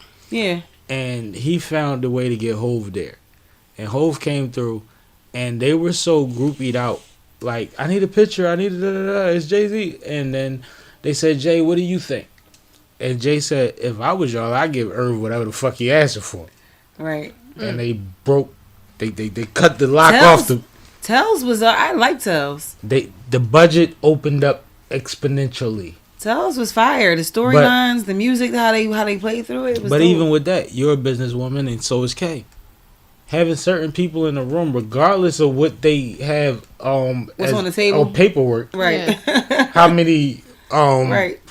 things they graduated from. Some people just shift the energy in the room, and if they say, "Nah, this my homegirl," that's the way you go. They don't even gotta say, "Yo, she's elite." They can say, "I like her," right? And things change. I was about to say, as women, we probably know that a little too well. Yeah, absolutely. I mean, but y'all know how to maneuver that. I'm hoping too. Because y'all made it this far without no smut on your name. I just had that conversation too. I just had that conversation with my little sister. And I was she just gonna be there. Yeah, I was just telling her, like, you know, just because people give you attention don't mean you gotta give it back. Right. And that same attention. You know what? You know what I said recently that fucked up a room full of young people? Because I was at work and I'm working with my team is quite younger than me, most of them. And I was talking about what people want credit for. And I'm like, you don't really get credit for being cute. Oh no, those days are over. That was my grandmom day. That's the casino. Like you got luck of the genes. You didn't create that. You might have found a way to wear your hair or to wear your clothes that complements that, but you didn't earn cute. You still haven't. Remember, it's the Zach conversation. When everybody was calling my little cousin Zach handsome and gorgeous and all that, I was telling him he was ugly. You did it to me too. I know. Yeah, and I tell y'all ugly, but at the same time, because we got work to do. Being cute ain't everything. Being cute ain't gonna get you to 6 incomes. Right. Unless you just begging on 6 different niggas sending you lunch money. Right. That's why I feel like I'm the sniper too, because I feel like I'm like the sniper too, because it's like people a lot of times expect one thing when they see me. And so then I was like, I get them, sting them, because I do something completely different from what they expect. They expect, you know, whatever they expect. I can't even tell you what they expect, but they don't expect what they get. No, I mean, you know, I've been using you for 20 years for that effect, but and it's in different ways. In the best way. And it's been in so many different rooms and so many different perspectives. But it's like, as a woman, as a black woman, as a woman that is worldly exposed, and you go in different places, and they just think, and you know. But it comes down to something Kay said earlier, how much we assume that people know what we know. And one thing that has been trending for the last 5 or more years is that black women are the most highly educated motherfuckers in this country. Facts. So no matter how good she looked, she might have put in more work without any of the recommendations and got to where she got for a fucking reason. So to challenge her is not going to go the way you wanted to go. Let me tell you something. First of all, because she know how to be slick and sharp. Let me tell you. So growing up, like early growing up, like very young, people used to play the whole facade, what they see, right? But then when I got cover shit. Exactly. But when I got to like a little, like maybe young adult, and I started meeting other women in college and just in these different rooms, and I'm like, she pretty and she bad. She pretty and she's smart and she bad. She pretty, she got the bag, she bad. Like, and I was like realizing like, yo, you gotta step your game up, because pretty ain't it, right? And so as a woman, I realized you ain't earn pretty. Yo, I learned this as a young age, that you gotta bring more to the table. But there's so many women out here, that got the bag, that's bad, that's pretty, that pretty ain't it. There's so many women out here that think they're going to get through their life leveraging pretty. No, pretty is not it. I'm going to let you know. And on the other side of the coin, there's also a lot of women out here that are just like fucking up the corporate world right now. Like Saf. Like, that's what I'm saying. That's what I'm saying. That are like, that's my exact point. Like, they're killing the game. You can't right be now. cute anymore. You better be cute. You better have some brains. You better have the bag. You better bring it all. Like, you better have some talent. I'll do you one better. You better be creative. We got higher standards over here. Absolutely. No, but that's what I was about to say. I'll do you one better. Look at the women that I've had on this platform. Look at what they do. Look at how they move. They elevate me. I'm trying to tell you. These motherfuckers I done bought through here are monsters in every field. And I'm talking about salon in a box. Madam Vane had a baby on y'all ass and kept delivering weaves the next day after. Yeah, I know that's right. Like, y'all don't understand the women that I really know and surround myself with. Like Barbie. Man, I still got cups and shit. Barbie be making me shit. I ain't even get to pick up yet, yo. It's been like 8 months I was supposed to pick up. But she be working. She overnight shifting. She hustling. She taking care of the kids. She still out supporting people. Like, y'all have no idea. Doing everything. The women that we have on this platform, and, you know, I'm a nigga, so rappers come to me a lot, and a lot of them aren't female. But I try to get as many on there as possible. But look at AB. Look at all the HB. Crazy you say AB, go right to HB. Right. Like I've had some monsters on here that really understand how to move in the business, understand how to contribute without begging. Because that's what happens. People think that because they're talented, you supposed to be banging at their door every day. Right. Well, did Saturday Night Live call you a funny ass yet? I'm hollering. You know what I mean? Like, at some point, it's like, well, we still trying to get somewhere. We still trying to get somewhere. I can respect what you do 130%. But when we talk, when we Discord, don't look at me like, yo, I had somebody hit me up this week, and this what made me think of it. He said, yo, such and such reached out to me, said I should do your joint. I'm like, yeah, we talked about you. Yeah, that's cool. He said, let's do it before March 1st. What? That's this week. That's 4 days. Right. I said, bro, that's about a week away. Like, I can't, like, all right, well, let's do it April. Cool. Right. But let's do it before March 1st. You didn't even give me no context to that. Right. Now, when you say let's do it in April, that says that your March is blocked off. Let me say, I don't like this. I'm not doing something personal. You see how easy that could get weird? Yeah, I don't like when I get backed up. I feel like that's backing me up against the wall. Like, literally, today, I told you I had a day, and somebody was like, yeah, so when can I expect? Oh. Right. I don't work for you. Who are you talking to? It ain't me. Definitely not talking to me. Not miss 8 incomes. Right, I was about to say not miss 6 businesses. No way. Pause. You know how many other things I have that are like priority in the business one? day. Yeah. You're lucky I didn't say 5. In the business day. Okay. No, you gotta humble yourself in business though, cause it get weird, yo, and you jump the gun because it feels weird, and they just don't know how to communicate. And that's why I don't like text messaging again, because you do not, you don't know the tone, the inflection, nothing. So, but still, you're not asking me, so when can I expect? I don't know. I don't care what the climate is. You know what that means. My nigga, this nigga. I don't work for you. I was about to say, if it's not my boss asking me when can I expect, I ain't responding. The homie literally said, yo, let's do this before March 1st. I'm like, let's do what? Where? I didn't, like, it was one of the things where I had to, like, read it and then wait to respond to it. Right, ground yourself again. Be like, wait. Like, I'm going to wait, because I want this to happen. So what I learned is, it's so interesting because in doing solar, one of the businesses that I do is solar. And sometimes, people... She forgets businesses. No. I'm telling you to a point of that. So what they say is, when you're in sales, the person who answers or comes back first loses. Or answers first loses. Yeah, that's a negotiation. So the fact that you was just like, what? Like... And he had to say, no. So, let's do this by April. Because it's like, I'm not even responding. What are you talking about? Yeah, it was a weird space. It's like, and one thing we've been trying to explain to our audience is we both just took on new roles in professional Shout life. out to that. And we don't know, we're growing into our new schedule. Right. So, I can't guarantee you anything that fast. Right. I'm actually, you know how many people is on a waiting list? And you know what? Respect my calendar. Respect my calendar. That's what we gonna do. How long is the list?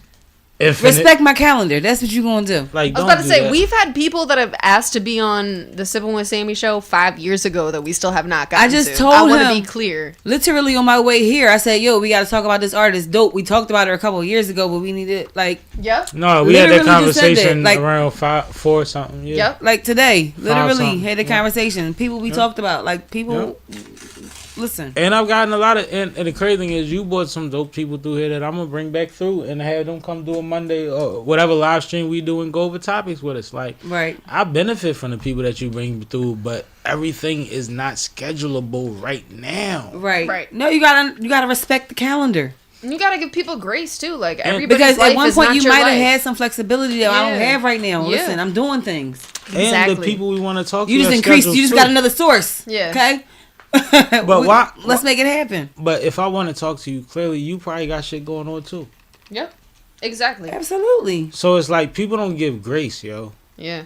They don't give grace. And I have people, it's a regular exchange to be like, yo, my bad. I know he was supposed to be able to do it. But on the other side, I understand. Mm-hmm. Right? Mm-hmm. I understand. It's cool. We're going to get to it. Timing is everything. Sometimes we don't know divine timing. We don't ever know divine timing because it just happens. But sometimes Sometimes people what want to makes it wait till they divine. get the Grammy nomination to come through, and it's like, no, you can come back for that. Right. That's the update. I think Kendrick is having divine timing right now. Talk about it. Talk about divine timing. No, Kendrick is on some. I mean, if you witnessed the build up, it's clearly divine. Absolutely. If you witnessed everything he did from that night with the Section 80 shit, when all them niggas went on stage and gave him the torch, up until this point, and the versatility of his product, and to see how he carried a battle, we've never seen anyone carry a battle like Kendrick. No. Nobody said that yet. Everybody's saying, well, this part, that part. No, he was more strategic than we've ever seen. Well, I beg to differ. Before. Who was more strategic? I can't say more strategic, but we've seen a battle. No one's seen this battle like this either, because no one's seen a lawsuit in a battle either. Before. Yeah, but I'm talking about. But this is a different kind of battle. My statement my statement was based on before the lawsuit. I know. But you're absolutely correct. This battle is different. No, you raised a good point. Yo, this my battle statement was different. based on just the battle. The lawsuit changes things. You're absolutely correct. It does. But I think it also kind of points the finger to, conglomerates and big business and things like that, right? Like, and the power behind it. And since we live, I want to know from the people that's live right now, like, who knows about our band that we supposed to be doing on February 28th? Like, do anybody know, like, about movements? You was talking about that? I'm late. No, me and you was just talking about I'm about to say, yeah, we was talking about it. But seriously, because it's important that we can send messages in different ways. Like, we can send messages through our dollar, which is most important right now because everybody want it. So, I just want to know from anybody that's watching, like, do anybody know that we supposed to be banning these major corporations? And has anybody been affected by these February layoffs? 28th? And who been affected by these layoffs? So I used to work for the IRS. I'm thankful that I don't work there anymore. Man. Right. Now I can say I never said online I was a revenue agent for the IRS, and I'm glad that I'm not anymore. Because I am always a person. Which seemed like a great job. It did. It was something I wanted since college. It was the job that I wanted. Excuse me.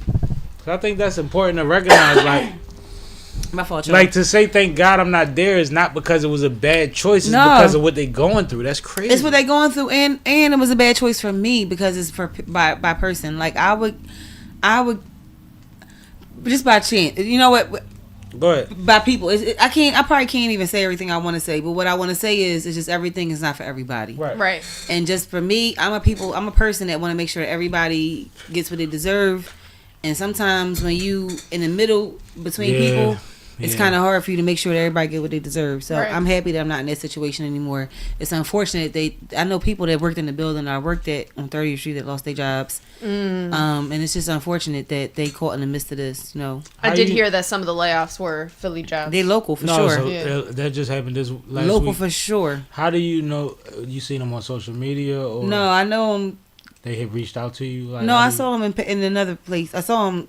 I saw somebody. Literally, I just really in passing just saw them. And they were asking me like, did you take the thing? I was like, I don't work there no more. Oh, He was asking, did I take the severance?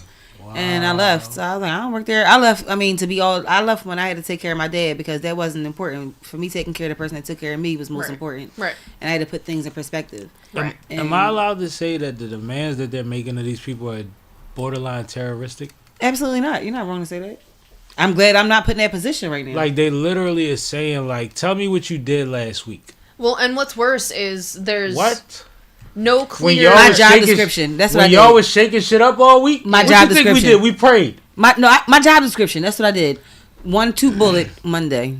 Well, and what's even more tragic, like IYBO said, fire via an email makes it more tragic. But on top of that, you don't even know the actual legitimacy behind these emails. Like, correct. That is being challenged at this very day. So even though you're getting an Why email am I answering to this fucking that immigrant? says that you're fired, at the end of the day, your union is still telling you that you have a job. So are you supposed to report? Are you not supposed to report? And I remember that day because, I mean, it was, I wasn't in this position, but it's times when the government was about to shut down. And so you have to be like, all right, do I go to work or I don't go to work? So being in that situation where you don't know what to do is really, am I going to get paid or not get paid? Right. Where most of America is a few, maybe 3, if not 1 paycheck away from being, in poverty. Yep. it's a terrible feeling. I remember really feeling is. it. It was for a different reason. It was because of government shutdowns. But I've been at that desk and not knowing, they telling you not to clock in, or they telling you might not give me your phone number. So if I got to call you and tell you not to come, you're not coming in. Like, that's crazy. And then now for them to actually be fired, it's not even laid off. Like, it's crazy. Yeah. And to be letting people go and then be like the next day like, oh shit, we needed them. Like Right. what? Yeah, Like, if you y'all go being through weird. the effort to fire me, like, don't give me my job back. I'm not taking it. And like it's crazy. so crazy I'm because just thankful. That's all I can say. And we don't normally Like- get too political on here, but no, but like some of this stuff just needs to be said. I mean, and it even- affects people. It affects our local community. I It mean, affects really people does. that we know. all right, Yeah. I'm essential now. It's one thing to be essential and appreciate it. Yeah. It's another thing to be essential and just be essential, right? But one thing COVID taught us was that the essential workers the people who were essential were not really ever appreciated. This is what I'm Ever. telling. This is my point. Ever. Like, I'm essential now. You got to be able to pull up that wherever I feel like I'm that at, might be like I'm synonymous. Like Batman. if you essential is like unappreciated. Like that might be synonymous. Yeah. I think You that, might be right. I think that there was a time where essential was the top, and then we went through something severe. We realized essential was everybody that we neglected. But everything Yeah. changed because at one point the blue collar workers that made America run that we worked on were the top. This is Like what at I'm one saying. point we respected them because they were who kept us going every single day. We even Our got bus the- drivers. We even got to post it with the woman when everybody was at war. with Absolutely. the- yeah. Mm-hmm. You Now know? our top hides behind computers and you never see their faces. You just get an Correct. email. No, your top hides behind somebody that he owes a hell of a lot of money to, whose kid told him he's not the president. Oh. All right, I think it's time to get into a new topic. Let's Yeah, go. You know me. I'll go there. You crazy? ASAP Rocky. Yeah, let's get into Listen, that. they said they was going to name their baby after Joe. The lawyer. Yeah. Joe. Yes. ASAP Joe. They said they was going to name the baby after the lawyer. I said, I know that's right. I watched his interview today on the Breakfast Club. He's awesome. And he's represented Trump and everybody. Michael Jackson, everybody. All right, so just to introduce the topic for the people, Let's go. we've given you plenty of updates on the ASAP Rocky trial for the last couple of weeks. Fortunately, the verdict came back last week, and ASAP Rocky was found not guilty. So congratulations to ASAP Rocky and his legal team. Over the course of our updates, we definitely gave you guys the scoop in terms of some of the testimony that ASAP Relly was giving and how it didn't really line up with facts. Yeah, watch. So hold on. Can I just say, Oh. I'm a little sober, Mm-hmm. and I thought that it said in concert, even though I started off the conversation with how innocent he was and how they were Yeah. naming the baby after. That's crazy. I have love 20/20 vision. I love too. Saf so much, yo. I was about to say, for you to say that No, while the sober crazy thing is she didn't even have to crazy. admit that. But she gave it to y'all because she's like, I'm going to explain my face. No, because I was like, wait a minute, because I'm like, no, not my face. I jumped the topic. I said the whole end when I said the lawyer, right? That they was going to name the baby. That's why we try to let Kate introduce the topics, but it's cool. But when we was getting deep, I was It's just trying to live. segue. I was trying to segue. I It's was like, yeah, live. we getting deep. We need to get to something else. No, it might have been ASAP in concert. Let's go. But before the concert, they're naming the baby after the lawyer. Yeah, you so crazy. Right. That's funny. That's what happened. No, that's ridiculous. That's what happens when Sonny Brick is in the building. Because guess what? He gonna be in concert soon. He better be. Nah, he actually has a lot of brands he's working with that like He does. He just signed a new brand. to be an artist on his level, he could do what his wife is doing and never perform till he feels like it. Speak that into existence. I know you said wife. Go ahead, say it. I mean, that's his wife, I man. know it is. I'm just saying. In the hood, we don't play. Like, what she ride with you through the thing? And she was writing. You hear me? Writing. That's why I love Rihanna. And the Shout out lawyer to her. explained a lot of that. He explained why she wasn't there when she wasn't there, why she was there when she was there, and the Right. misconceptions between the two. It's very important to realize that, like, there was other mitigating factors, and she did everything she could Supposed do. to do. Right. Absolutely. Shout out to them. Okay, where you at? That was it. That was it. That was the whole So, topic.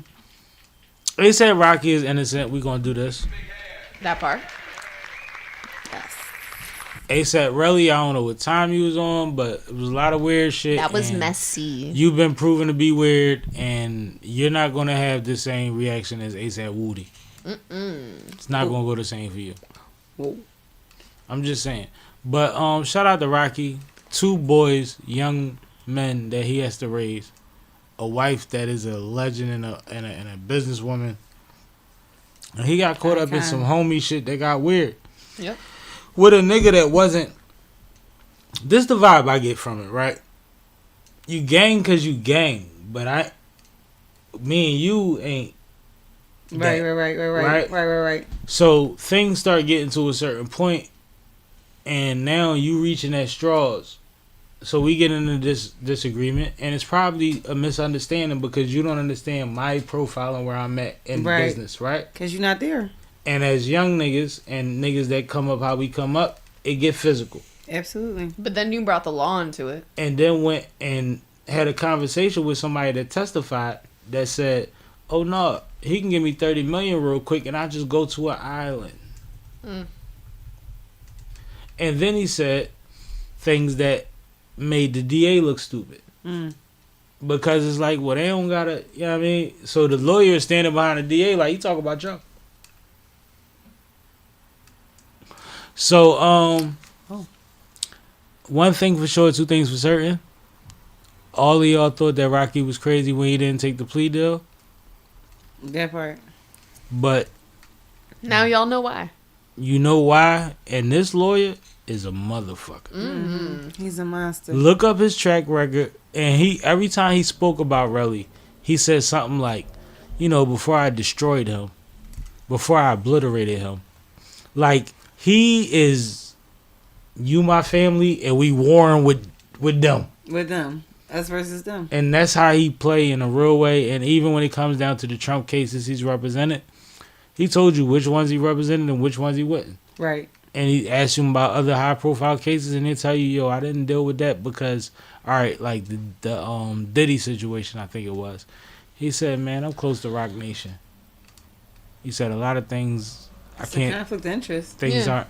But this was before they were involved in the same situation. He's like, but they even without being involved, it's probably a conflict because it's too tight. Aligning. It's too close. It's too many things. It's too close. Right. Yeah. So you ate a dinner table. It's too much. But he wins. He wins for cops and against cops. Right. So wherever he win. All I do is win, win, win. Oh, we doing so DJ Rocky all day. Shit. Just in case y'all don't know, when Rocky said I'm not taking that 6 months, which he said the whole time, he said it would have been 3 months. 6 months means 3 months. Yeah. And in Cali and LA right now with the overpopulation, he might have got out in a month and a half. He might have done nothing. He might have got home. He might have walked out. But he was like, no, he would have had to admit to doing something that he didn't do. Right. And I know how it goes. And he explained the situation with the starter gun, the prop gun or whatever. Mm-hmm. And he said that it was previously in the video with him and Rihanna that you could see that's already been released. It's the same pistol, but they tried to make it look like something to be like, don't run up on me.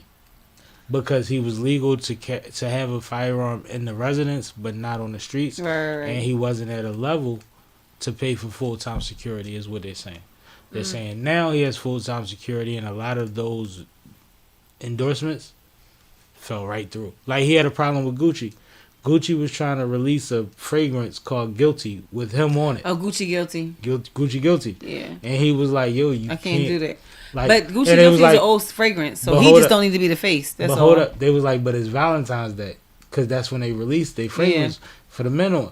And he was like, no, you can't do that. So he got a compromise where they didn't put Guilty on the promo, but he was in the promo with the bottle, and you had to. Because that's not a new fragrance, though. No, I know Gucci Guilty been around forever. Yeah. But they're saying with his promo ad, I probably wouldn't even, if I was him, I wouldn't even. I mean, that's when you gotta think about it, because Gucci got other fragrances, so maybe I wouldn't have done Gucci Guilty. But a day after you beat the case, Ray-Ban announces him as the face.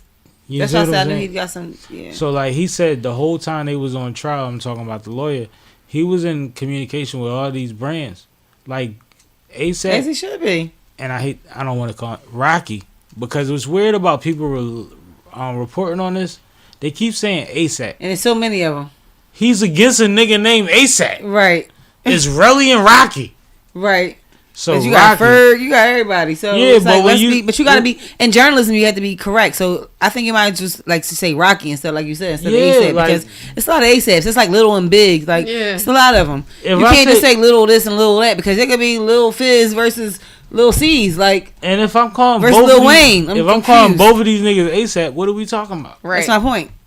So it's like weird, and it's like, yo, that's what they kept That's doing. like calling everybody named James. Yeah, like, bull. But as far as Rocky went, it was like, dad and my this brother is some named bullshit. Like whatever. You spun me, but we got. I fucked with you with that one. All right. Since go. we're talking about trials, Sam, why don't you introduce this one? Kim K gets sued. For what? Again? Kim led a campaign trying to free somebody that she was invested in their case. Mm-hmm. And she posted the picture of the wrong person. Basically is what happened. And he has sued because he said all of my people, my jobs, my co-workers, everybody has seen this picture of me associated with this charge that I'm not charged with. Right. And that's he's suing defamation. Her. Now, what's crazy about it is we've seen what Kim's done over the years, and a lot of it is seen in good faith and, you know, for the right reasons, even with her limited expertise, which we've seen her try to grow. Right. Yeah. We've seen her trying to learn, right? Yeah. But we've seen her being proactive while learning. So when she gets behind something, it's like, well, Kim be on it. Well, and she has the huge but you following. Have to be correct when you're on it. Your turn. So I just think that I'm actually shocked that this even happened, because you would think that if she was working with somebody's case that she even knows who they are. Right. So why would it even be plausible for the incorrect picture? Because there's also a certain thing called editing and like second approvals. So I'm quite sure that something had to have happened. Like somebody had to review it before the one and only person put that picture up. So that's why it's interesting to me. But yeah, no, I can't even say. Yeah, no, that's just interesting. Like I don't even understand how that happens. Like, well, that and they weren't connected. They weren't brothers. They didn't look alike. That's what I'm saying. It should have never happened. Like, because I've been there. I've been at the point. Unless it was Chris and Irv, the way they look alike. Exactly. I was Googling the picture for Chris. I saw some pictures of Irv, and I was like, wait, hold on. Which one is who? Let me just put the one with both of them together so I get it right. Right. So I can see something like that. Right. But this was a totally different guy that looked different with the same name. So you literally Googled that man's name, found the first Google image that popped up, and was like, oh, that's him? All white boys look the same. Is crazy. Yeah. That's crazy. That's crazy. So, yeah. So, Kim, I know you working on your legal, aptitude. Right. But we need to increase it. Yeah. I know she's trying, and I respect the effort, but do better. Yeah, we gotta do better, baby. We gotta do better. That's all. That's definitely it. Yeah. Yeah, she making us look bad. Like, damn, Kim. I know, right? All right. Us. So. When? No, I don't know. Because we the real ones, so I don't know about that one. I have no idea about that one there. So because the one thing I do is I always fact check. Like, I fact check things before I even tell my kids. Right. I'm not pointing at you because you're not my kid. But I fact check everything. And Kim, you already know the profile and the platform that you have. Like, I don't even believe whoever did it for her, because I don't even believe Kim did it. I don't even believe Kim Kardashian did it herself. No, I think somebody definitely. Whoever was on the team, it skipped the levels. Like if you look up my name, it's 30 of us in the area in one section of the city. Yeah. Yo, guess what I did today? I never met a nigga with my name but my dad. But listen, the crazy thing is two things. One, because of the day that I had, I looked my name up and I found that my address was listed online, and I fucking made sure it got deleted. Mm-hmm. One. Yep. Two, there's somebody with my exact name, except for her name is Sophia and my name is Safia, in Georgia. Wow. Isn't that crazy? What does she look like you? I'm gonna look her up. I didn't even look her up. That's interesting. Because I was like, it's an O and not an F. You have such an interesting spelling. So her name is Sophia with the regular. No, but that's how you know. That's how you know her pop and was getting money. But first and no. She has both my names, like my married and maiden name. Oh wow! In the same order. It's like wow. We can make a series out of this. That's crazy. Yo, You know, Us is my scariest movie. Like the scariest movie for me is Us. I'm like the most freaked out. I thought Us was a series. No, Us by This Is Us is a series. This Is Us Us. is a movie. Us is Jordan Peele's movie. Yeah. Oh, okay. All right. I didn't see it. Yeah. No, that shit is scary. For me, the tethered people. You tethered. It's people just like you. I remember that. Nah, that's scary to me because I believe it. That's why, y'all gotta get me off this tangent because I'm scared to do my Ancestry.com because I don't know they're doing my DNA. No, we're going to Lavar Ball next. Yeah, I'm not just giving out Lavar, shit. shout out to Lavar, man. He did a lot for his sons, but I think that go to you introducing it first, okay? I got you. Yo! Because I know why, but I want you to listen, I'm stepping in. She's a quick learner. It's fine. No, I know about Lavar. I know the situation.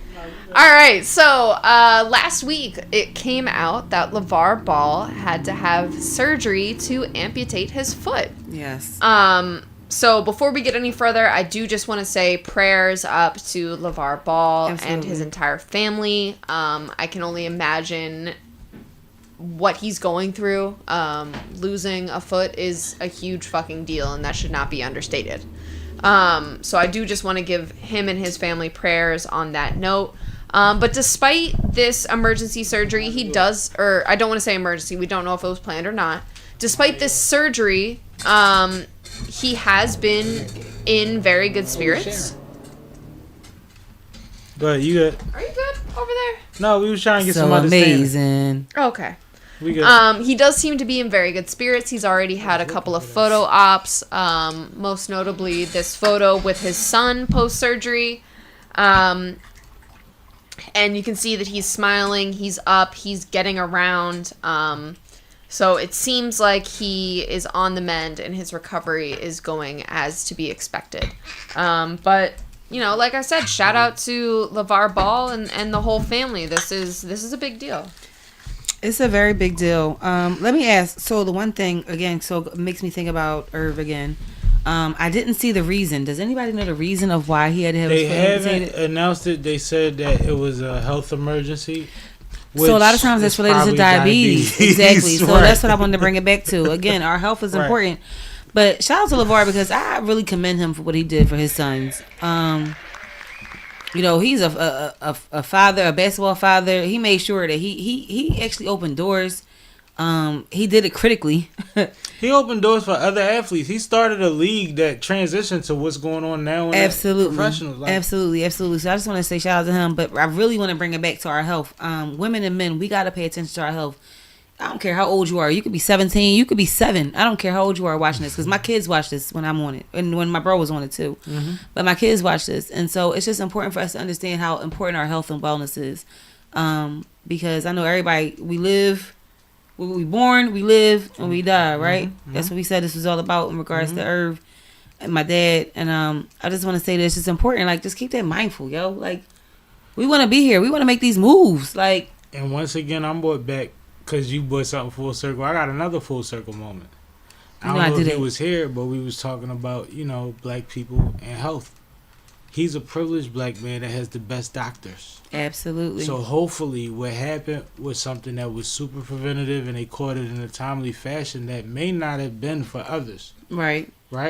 So he's probably excited because, one, he loves life, but two, he understands that it's a privilege to be able to get it over with. Absolutely. And move on through life. And he got grandbabies and prospects that he's raised that are doing great in life, right? And he's still here to be with them, right? And that's the part about that's the missing part between, like, we don't like to get checked out, and the other part is, like, look at that side, right? Of you still here for them grandbabies. So I want to say shout out to my friend Lamont. He passed away, but he had from God cancer, bless. But he had to get his arm cut off at first. And I remember. So the song I'm thinking about is "It Ain't Nothing to Cut That Off." You know what I'm saying? Mm-hmm. Like, you gotta do what you gotta do because that's how he felt. He had cancer and he wanted to kill his arm the same way. I don't know what the circumstances were, but like you said, to get over it. You know what I'm saying? Yeah. To get over it. But again, to our audience out there, make sure you pay attention to your health and your wellness. It's really important. And this is another strong friend situation. Don't think that because he's carrying it well publicly that he doesn't have dark moments. It still takes something as a man to get through the fact that you're not as physically inept as a man as you were a couple days ago. Yeah, trust me.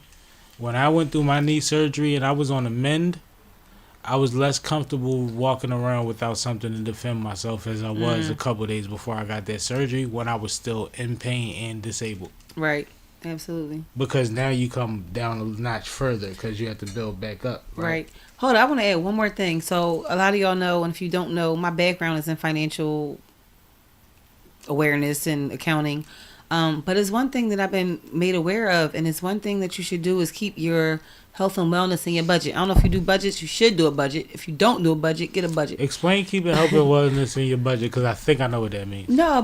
So to keep health and wellness in your budget is so whatever money you make, and you should have your money budgeted. I mean, it's a whole nother conversation for another time. But briefly, you should have your money budgeted. The money that you make, or not even, no. I mean, it just takes a few minutes. But the money that you bring in and the money that you put out, leaves you with what you have as disposable income. Right. But you want to make sure that the money you put out, you include your health and wellness, which for some which women, is what I thought you were saying. Yeah. So I mean, it could be your nails and hair, but it could also be your doctor's visits if you have a copay. You know what I'm saying? It can also be a massage. It could be a massage. I was about to say your acupuncture. I get cupping. I get a lot of stuff done. So, but it's just important to make sure you think about yourself, right? Like, you know, you're supposed to put 10% or 20% towards your savings wherever you are. Put something to your savings. Put something towards you. So I just think it's important. You keep making it. Absolutely. So just make sure that you pouring into yourself so you can continue to pour into others. No, that's important. And you know what's crazy?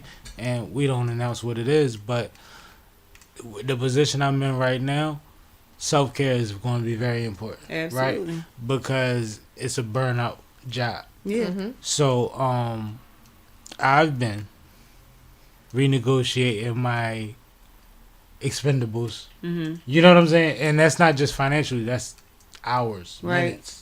You know I look what at I mean? my budget all the time. Because there's certain things that need to get figured out. I don't have the energy to figure it out right now. I got to figure this out right now, and then we can get to that. You know why? Because timing is not ours. And if you're interested in learning more about budgeting, Okay. You could talk to Saf, because I don't consult anymore. Kay done took over H&R Blocks for 2 months. I mean, not Kay. Saf done took over H&R Blocks for 2 months out of the blue. But she crazy. I was going to say, a lot of your banks or credit card companies might already keep track of this for you. So. Absolutely. It's the diagram. It's just a pie graph or something you can see. There's no one what to ask for. But even if you don't use credit cards and you don't use your banks, it's something that you can just even for a stay-at-home mom, like, or dad. It's just something, even if you do your own pedicures at home or you do your own whatever, you know, you listen to whatever you do for your self-care and your self-awareness, just put that aside. Just your time and your the whatever money you put to, just put it aside. It's important to be mindful of. I do you one better, and you understand this. What's that? Dedicated change jar. Dedicate your ones, 5s, and 10s. In a little box. So right, you know what I'm talking about, right? No, I know what you're talking about, because I'm trying to I'm about to start a curse jar, because I'm trying to stop cursing, especially in front of my kids. And I don't curse in front of them often, but they might hear my phone calls. And so one thing I said I was going to stop doing was cursing. And the first day I said it, my son was like, "Well, I heard you cussing to daddy when I was asleep." Oh! And it wasn't even a bad conversation. It was just. But it was just you cursed in the conversation. Correct. Right. So that's one thing. But the curse jar is funny because, I mean, just even the money aside, I'm trying to put a curse jar. So that's the money aside. That's funny. My dad worked his ass off, and my mom worked. Shout out to you. And took care of us, you know them. And my mom saves change all year as her vacation spending money. Absolutely. Now we know dad got vacation, took but care of her. But she got pride. Absolutely. She ain't playing that game. She gonna buy that bag on her own. Listen. You know what I'm saying? Listen, I keep changing. But that's self-care. And our homie, that's mental. Our homie City put me on this app called, I don't even know the name of it. Shout out to my bro City. Shout out City. But it's an app where you can, I don't know the name of it. And I'm not giving promotion without money anyway. But I don't really remember the name. I really don't. But anyway, you can see the value of your money. You know how coins, like some coins are worth more. You got that old dirty penny, that drink might be more that's worth crazy. a couple dollars. I didn't know about that, but go ahead. Yeah, I can't remember the name because I want to say Coinbase is absolutely not that. It ain't that. So I don't remember the name of it. But anyway, there's apps that you can have for your coins that tell you the value of them. So That's No, that's what I'm doing right now for my extra money. But it's the thing, and but like as a hustler, like I remember being 14 years old, and my plug told me like, bro, throw them 1s and 5s and 10s in a drawer and don't touch it till Christmas, and see what you got. Absolutely. And I kind of OD'd. Yeah, Like I I overdo shit. Like if you say that that's the bare minimum, you know what I'm gonna do. I did the opposite. So when I used to bartend, I used to keep the uneven money and save the even money. Mm-hmm. So if I had $177, if I had $377, I would keep $77 and put $300 up because I had other money coming other ways. Anything uneven, it was put up. Exactly. Even if I had it might be a slow. If I had $177, you get it. I kept the uneven money and I put the even money up. I went from stashing that shit to the end of the year to only going to the mall with 1s, 5s, and 10s. Right. Because everything else was handling business. You know what I'm saying? So it's like, crazy because our kids don't know that. Our discipline. These kids today don't know about finding money on the street. I was just thinking about that. Like, damn, when was the last time I used to find money all the time? I don't remember the last time I carried cash for real. You can't even find money. I still carry cash because I be out, but some places still don't carry cash. No, some places don't take cash. Yeah, I operate in the black market still. Some places don't take cash, and I be damned if I'm using my card. If they be like, well, you can. No, I can't. But I'm not tapping and swiping everywhere neither. That's part of it too, especially if I'm making a small purchase. I'm not going to every store that I get backwoods at and swiping my card. I don't trust them. No, I know the motherfuckers that work behind the counter. I know the bartenders. Exactly. You know I know the bartenders and waitresses. You know what they got. I was a bartender. I know. You know I played the game decent. And still, like, if I didn't know, I would have been a victim. That's why I use credit and not debit. But anyway, let's get into shout our out next to the topic. black market. But hold up. Shout out to the black market because I don't want cash to disappear. No. Just wanted to say that. No. Go ahead. Next topic. No, bartering will always exist. I hope so. We about to be like Demolition Man under the ground. Go. Basically. IYBO said you need that cash in certain situations and environments. Thank you. You know, Demolition Man is always my example. Me too. I don't find myself in those situations nor environments very often. Oh. I can't say it's often, but sometimes you find yourself in situations. The thing is, I don't. The thing that if everything we seen some shit. Y'all seen Day Zero?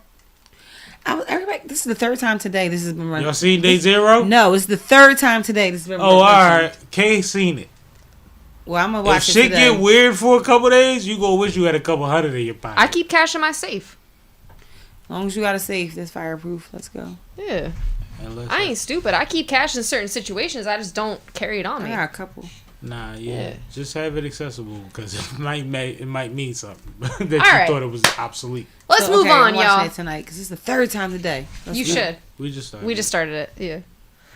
All right, so I saved this sports topic specifically because I knew you were coming. Really? And I thought that you would have some good insight in here. Let's go. I see U of M. Okay. Fred Richard is an Olympic bronze medalist on the men's gymnastics team from this Paris Olympics.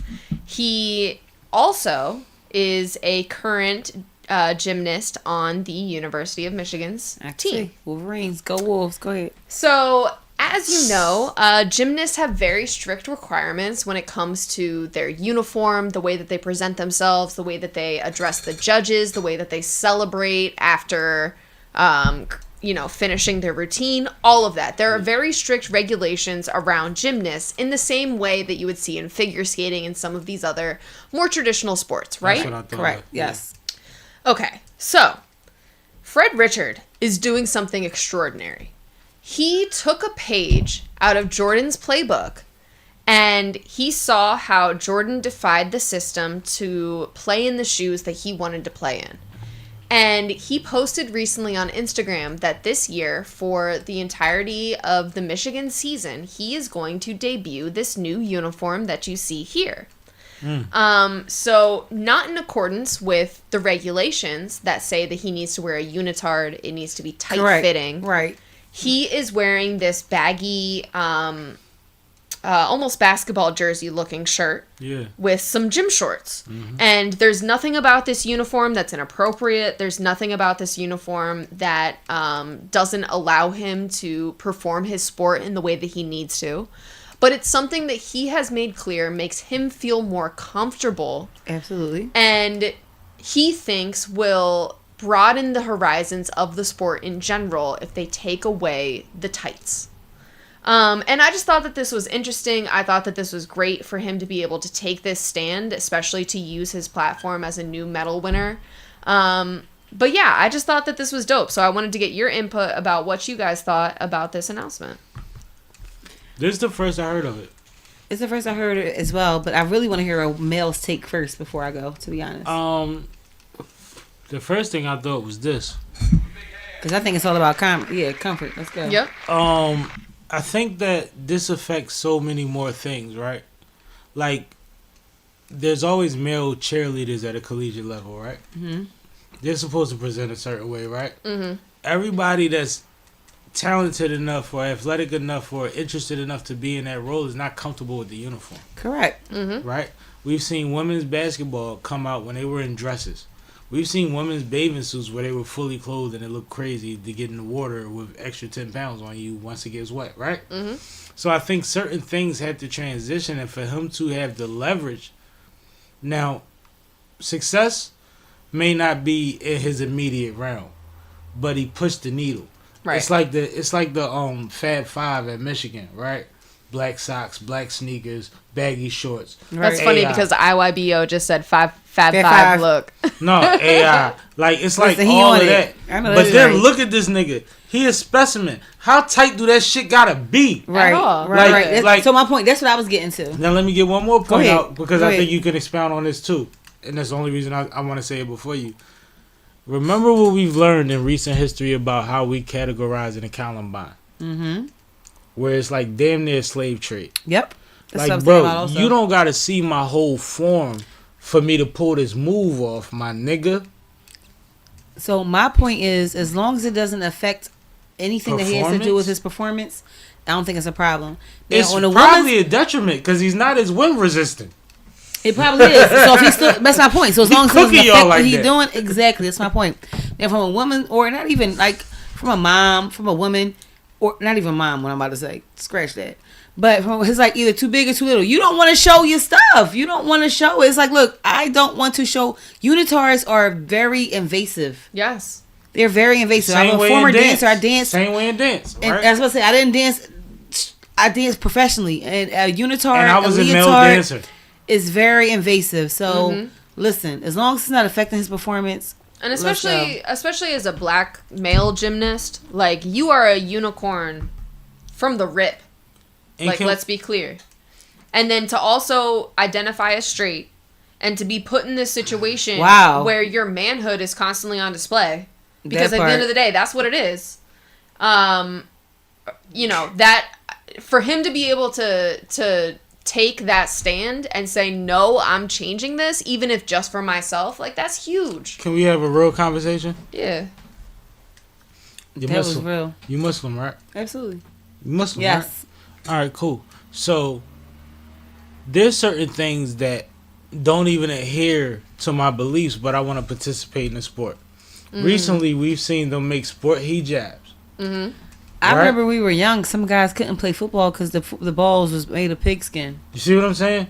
So, like, we've seen recently, even Olympic-wise, they've included in swimming or whatever hijabs that were quote-unquote acceptable, right? Yeah. We see the young lady in a public league that broke every record. I was about to say that. I was waiting for that. Shout out to Autumn Reed. Clothed. I was about to say that. Everything under that jersey and them shorts. I was waiting for and that. Her hair wrap. Yo, I was waiting for that. This is what I want you to speak to. I was waiting for that. This is the part of it that's like, I was when actually we talk holding about back. inclusivity, when we talking about what he's fighting I was holding back for it's that. the same thing that y'all fought for. I was waiting for Am that. I tripping? No, you're not tripping at all. In track and field, in basketball, and swimming, you're not y'all tripping. been fighting for this for a long time. That's exactly what I was going to say. Actually, you know what? We're going to shout her name out because please. I know she's from Autumn Reed. She dope as shit. And she just killed. Is she Muslim? And she broke the public every leagues. record of the public league this year. Absolutely. And won the championship and got the MVP fully garbed. Fully garbed. With a jersey and all that. And like I said, so clothing doesn't mean anything. So the fact that they have it, for me, I feel like it aborts his whole freedom of his freedom of speech,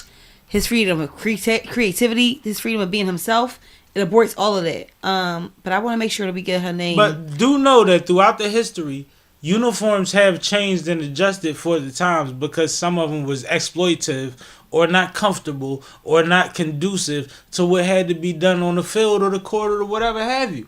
This is going on forever. You seen tennis being played in skirts when it had to be, and you seen tennis being played in the skirt with Serena wore. Right. Right?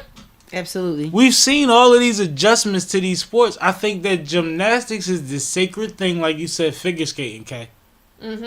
One of y'all, right? Or both of y'all. I said it, yeah. K said it. Kay referenced figure skating. It's certain things that's like so solemn, I think would be the word, right? Yes. To where, like, you know that we could get the same quality product or attention. You got the young lady's name? Go I ahead. got her name. I don't want to stop you. No, because I want to say shout out to Shayla Smith. Yes, that's her name. I know it was Shayla Smith. Shout out to Shayla Smith from Autumn Reed. Yo, she Yes. killed it in her garb. And the way she... How do you feel seeing that, though? I feel amazing because I remember as a young girl, I remember as an adult being in garb and getting shown guns pointed at me, getting all kinds of stuff. And I'm a black woman from Philly. You know what I'm saying? And I got... And you my sister. I love you. I hate to hear that. You know what I'm saying? I really was faced with this. I was walking down Locust Street and somebody just stopped in front of me. I was at between, I think, 16th and 17th and Locust, that church that's on the left hand side, and somebody stopped and she put her crucifix, like she did, like the Father, Son, and Holy Spirit in front of me because I had my hijab on, and I was just like confused. Like if I wasn't in my hijab, I would have kicked her mouth, but you can't do that because I know I had to I was humble and I kept my peace. Right. But I've been through so much just because of what I wear. So I understand this. I really you see what I'm saying? This. Absolutely. Like Absolutely. I don't want to skip over that point because we're seeing it in real time. And I apologize for you saying the violent part of it, but that's what I wanted to do. But I had to keep myself to, you know what I'm saying? You'll make dua for that. I will, but you got to represent yourself as you are, so I had to represent myself in a certain way. But do you know how scary that is? But I'm still from West Philly. But people don't even have to worry about that in their day-to-day life. They could wear a tutu, some fucking hiking boots, and a halo, and people are just going to say, hey, they're having a great day. So depending on how they look. You see? We have some That's questions. crazy. We have some questions in the chat. So IYBO asked, since Michigan is sponsored by Jordan, is the baggy uniform still by Jordan? I looked it up. I could not find clarification, but judging on the fact that he announced the uniform by referencing the Jordan brand, I would imagine that yes, it is still and if you know represented about, by Jordan. If you know about Jordan brand, part of the reason that Jordan brand is because when they banned the Jordans, they paid all the fines and say keep rocking them. Right. They kind of they're kind of at a point in their cycle where it's time to take another stand. That's all I'm saying. And so I also just wanted to make clear that Fred Richard did receive a deduction at his latest meet where he debuted this uniform. So it is still alive and true, and it's going to be something that he's going to, deal with for the entirety of the season because his intention is to wear this uniform for all of his meets this year. So he's going to have to outscore people on the level to compensate for the deduction, which brings me to my point. With progress comes struggle. And this is a young man that clearly understands that. And you know what my favorite quote is? Y'all both know it. Know your place in the struggle. And he's taking a stance where he has a voice. At a time where he has a voice, at a time where he's at his physical prowess to this point, he's decided to make a stance. So support him. Absolutely. I think it's that simple. But go ahead. So I thought about Stephon Marbury. That's why I started looking out when you started talking about that. And so it's interesting because I personally was an avid supporter of Stephon. I remember going to Stephen Barry's, getting the stuff, and so I just wondered the conglomerate. So we talked about Michael Jordan. I bought all the sneaks, hoodies, and all that. I bought my dude, my brother-in-law. I bought him scarves and sneaks and all kinds of stuff. So my whole thing is, it's unfortunate because I remember doing an article. I actually wrote an article at that time of how he supported like the whole high school that he went to. He wrote, he bought their whole sneakers for them, and it's unfortunate that we have people who pour themselves into the industry like Stephon Marbury did, or even like this gymnast. What's his name? Fred Richard. Yep. Fred Richard.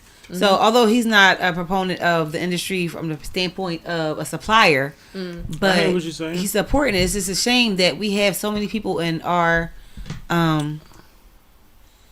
race, ethnicity, in our struggle, our fight, that's trying to get there, but we faced with so much adversity. I'm gonna Because tell I you- just looked it up. I was trying to figure out what happened to Stephon Marbury, and they went bankrupt in 2009. And then he went overseas and became a god Exactly. in China. That's what I was about to say. But what I'm gonna tell you is, Malcolm X comes in many forms. I am Malcolm Some X. people will take that hit, and this young man, knowing that he knew what he was walking into, we're in an information age. We seen what they did Where's to he Kaepernick. from? We seen what they did to Kaepernick, right? Youngin took that on. Malcolm X comes in many forms. Martin Luther King comes in many forms. JFK, whoever you look to that cared about the greater good rather than their salvation, this man is sacrificing points to make a point. Well, and I think I encourage you both to go to his Instagram, Frederick Flips, and check out his like campaign video that he released to kind of announce this debut. This is the first I heard of this shit. I thought that it was very well done. There was clearly a lot of intention behind this decision, and he really talks about that.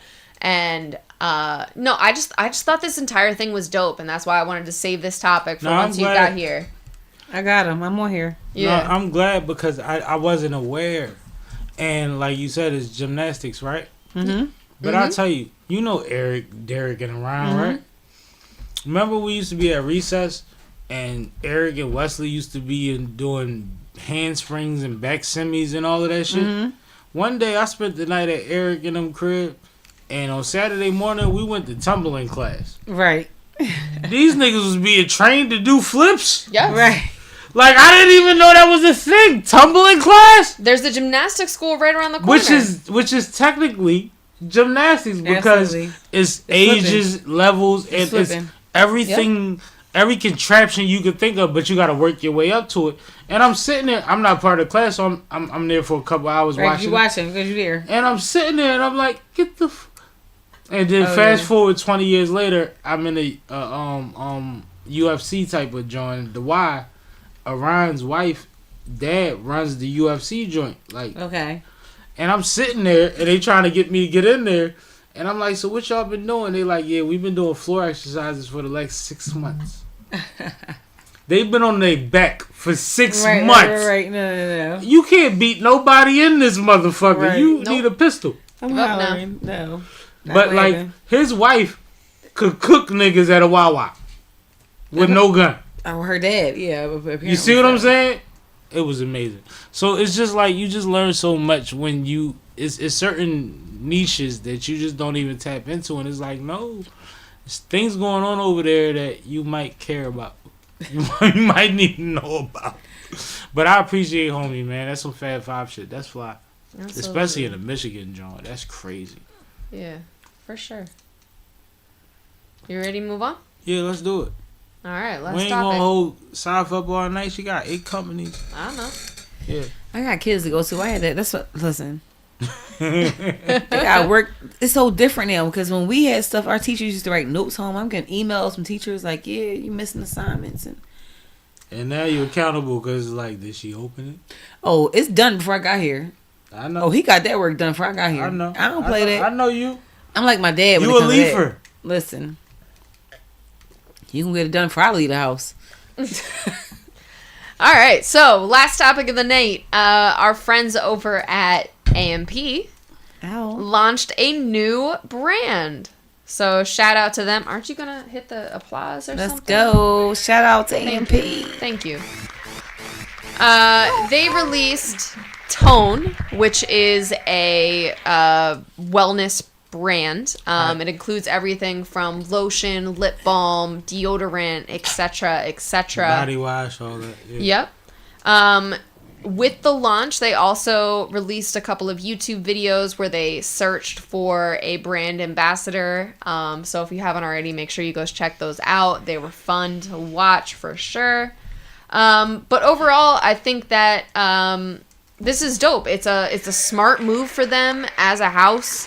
I think it makes sense considering what they've been doing to promote other people's brands. So this is great, and shout out to them. And I salute to them. One thing for sure, 2 things for certain, they did it right. They live streamed it. They did the launch. They hit the button. Good. And they are only, as the last video I've seen, they've only launched within the U.S. and they went crazy within like 15 minutes. Yep. You know they have an international fan base. Wow.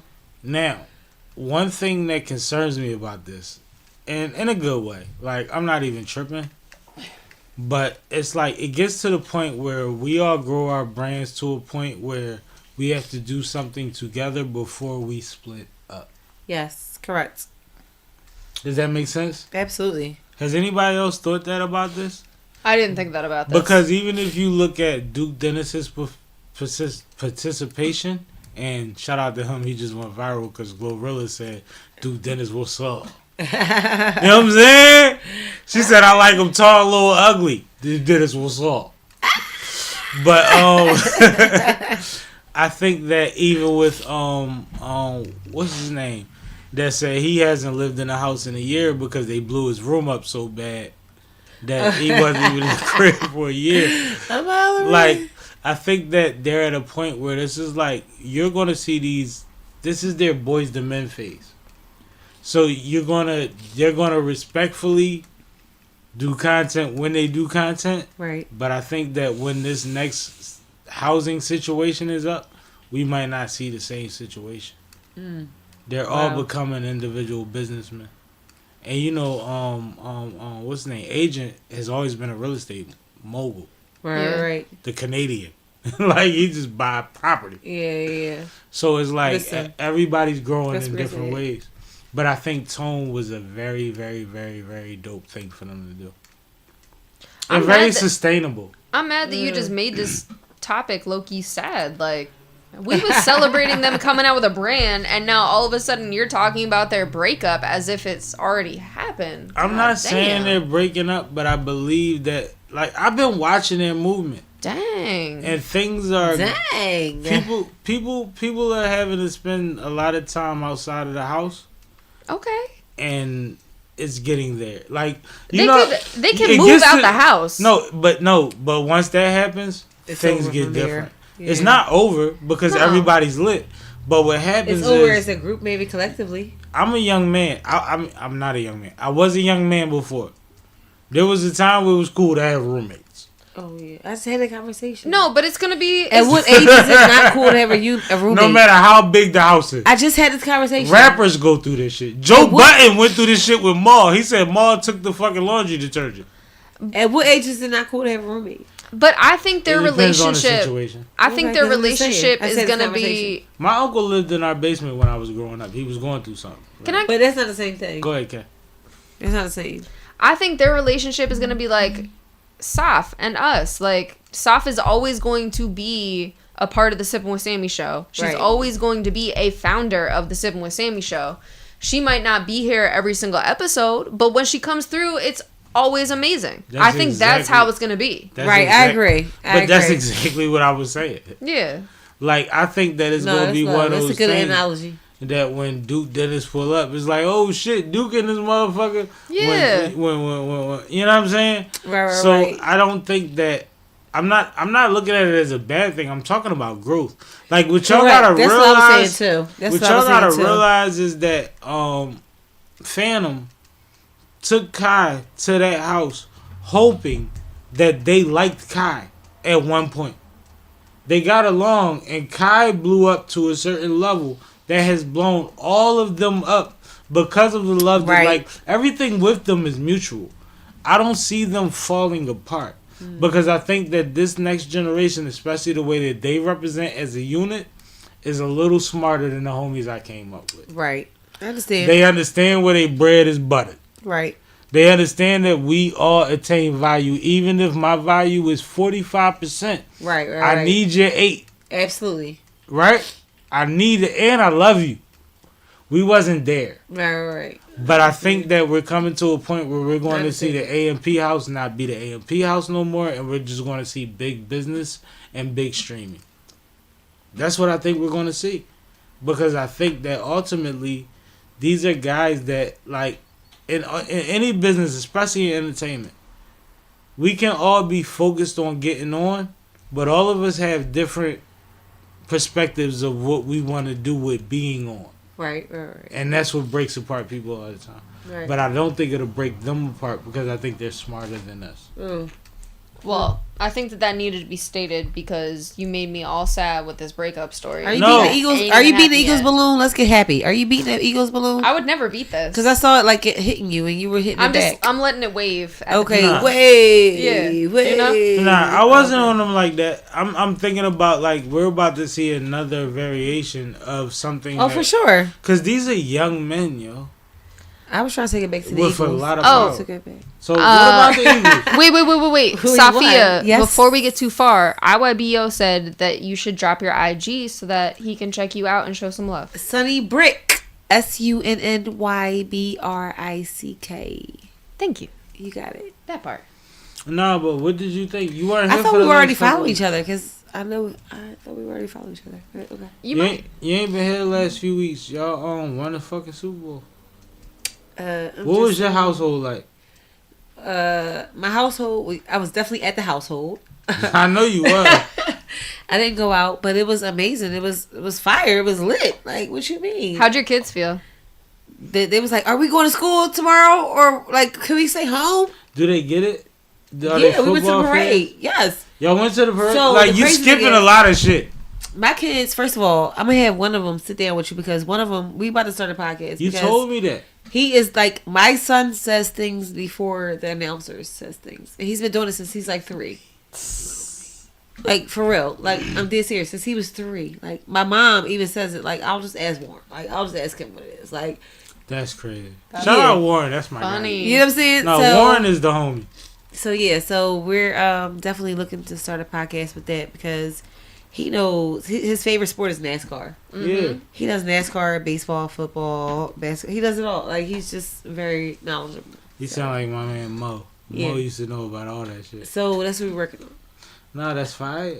Love That's that. fire. I love that. See, something about having my sis around, man. So that's what we're working on. So, you know, as the next generation. So you said something earlier. You was like, I'm old. I was like, whoa. I don't claim old. You claimed old earlier. I don't claim old. Yeah, I'm good with old. I'm because- not good with old. I'm not there. He acts old. No. So I did a yoga class yesterday, and I was like, yeah, no, these however year olds, we're doing these magnes. So yeah, they had to see all that. So we not doing old right here. I'm on a team at work full of people that are mostly 20 years younger than me, and you would have no idea. Me either. I ain't gonna tell you know what, this is public information. I ain't gonna tell you, but I got some young boys on me. Listen, let me tell you. They be like, you hot. Yeah. No, that's the reason I know they don't. I'm not their age because I don't. I tell you Stay if you away ask. from. No, stay away from me, you little young whippersnapper. Listen, I tell you. Hey. Listen, I ain't gonna get too much, but No, I'll I'm tell one you of if them. you ask. I show up every day looking like something. You know what I'm saying? Okay, I see you. Shout out 85 South. Shout out 85 South. This is a good sweatsuit from a podcast. It definitely It's is. good. It definitely is. But listen, Look at you. I had to feel it, you know, but it is. Yo, It she is. funny as shit. I'm not a liar.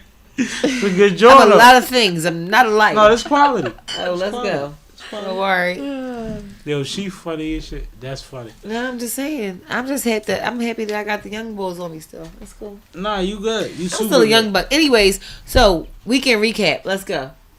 What you did this weekend? I did yoga, Uh-huh. which was amazing. Mm-hmm. I also found out you got to protect yourself. So when you have these businesses and you got to make sure you have insurance. Yeah. Because I found out people are frauding me. Ooh. So that was my weekend. And so, but the fact that I have insurance, it makes me feel a little more comfortable. But I'm uncomfortable with the fact that somebody is using my name or, you know, using my business. I'm uncomfortable with that. Yeah, Yeah. I don't like that. That's I don't like that for you. See, So- I knew about this, but I wasn't going to mention it. No, I'm not mentioning anything of it. I'm just saying, just make sure when y'all have these businesses, and I do, make sure you have your insurance. Make sure Facts. you're covered. You know what I'm saying? That's what's really important. People don't talk about that. Everybody talks about having all these businesses and making sure you make all this money, but make sure you got all your shit in place. Make sure you're certified. Make sure you pay your taxes. Yep. Make sure that you have insurance. Like, all this stuff is important, and people don't talk about it. And it's important to be a part of your budget.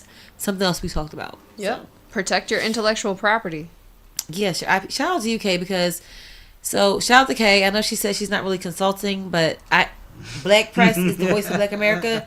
She trademarked this. Yep. And listen, I'm waiting for somebody to try me because I'm gonna let them get all the money they can, and Take I'm it getting from it back because this is really a prominent statement. Like right now, what Yeah. we're going through, Yeah. That's a fact. it's important. So go try me if you want. Kay got me right. Facts. Let's go. Facts. Sorry you didn't get her when she was consulting. Sorry. Nah, it's crazy. Kay has moved on to bigger and better things, man. I'm It's just saying. crazy. I can't even file anything anymore because I canceled my insurance. So guess what? She filed mine when she could. That part. Nah, Yep. you But know. what she said was insurance, though. That's what she said. Yeah. Was insurance. Because I'm not gonna No, real stuff. file I heard you. anything I on heard you. anybody's behalf if I don't have errors and omission insurance backing my play. Period. That part. So I do have insurance, but who wants to run your insurance when you're not doing nothing wrong? Yeah. But my whole thing is, so we're a business. We're all entrepreneurs. I hope you all. If you have, if you aspire to have businesses, make sure you have all your ducks in a row. Make sure you have insurance. Make sure you're knowledgeable. YouTube University is cool. Make sure you know what you're really supposed to know because you got to know your source, know your facts. And read a book. Read a book. And I'm sorry, but the best way to learn business is to read a book about business. Like there are Because- things in there that YouTube will not teach you, and it gives you the order of. But from operations. experience, I have as we started again, full circle. As we started this whole conversation, I have multiple businesses, and what you learn on YouTube is not applicable to every business. So just make sure that you know your facts and know what you can do, so you can get this money, because that's what we all about. We getting this money over here. Let's Facts. I mean, Facts. you see it. Nah, shout out to y'all. We out of here, man. K, you good? Saf, you good? I'm good. I just want to tell them where to find us. Do that. Yeah. So listen, as we said, multiple places. You can find me on the Scene Notary. You can find me on the Scene Notary on Instagram.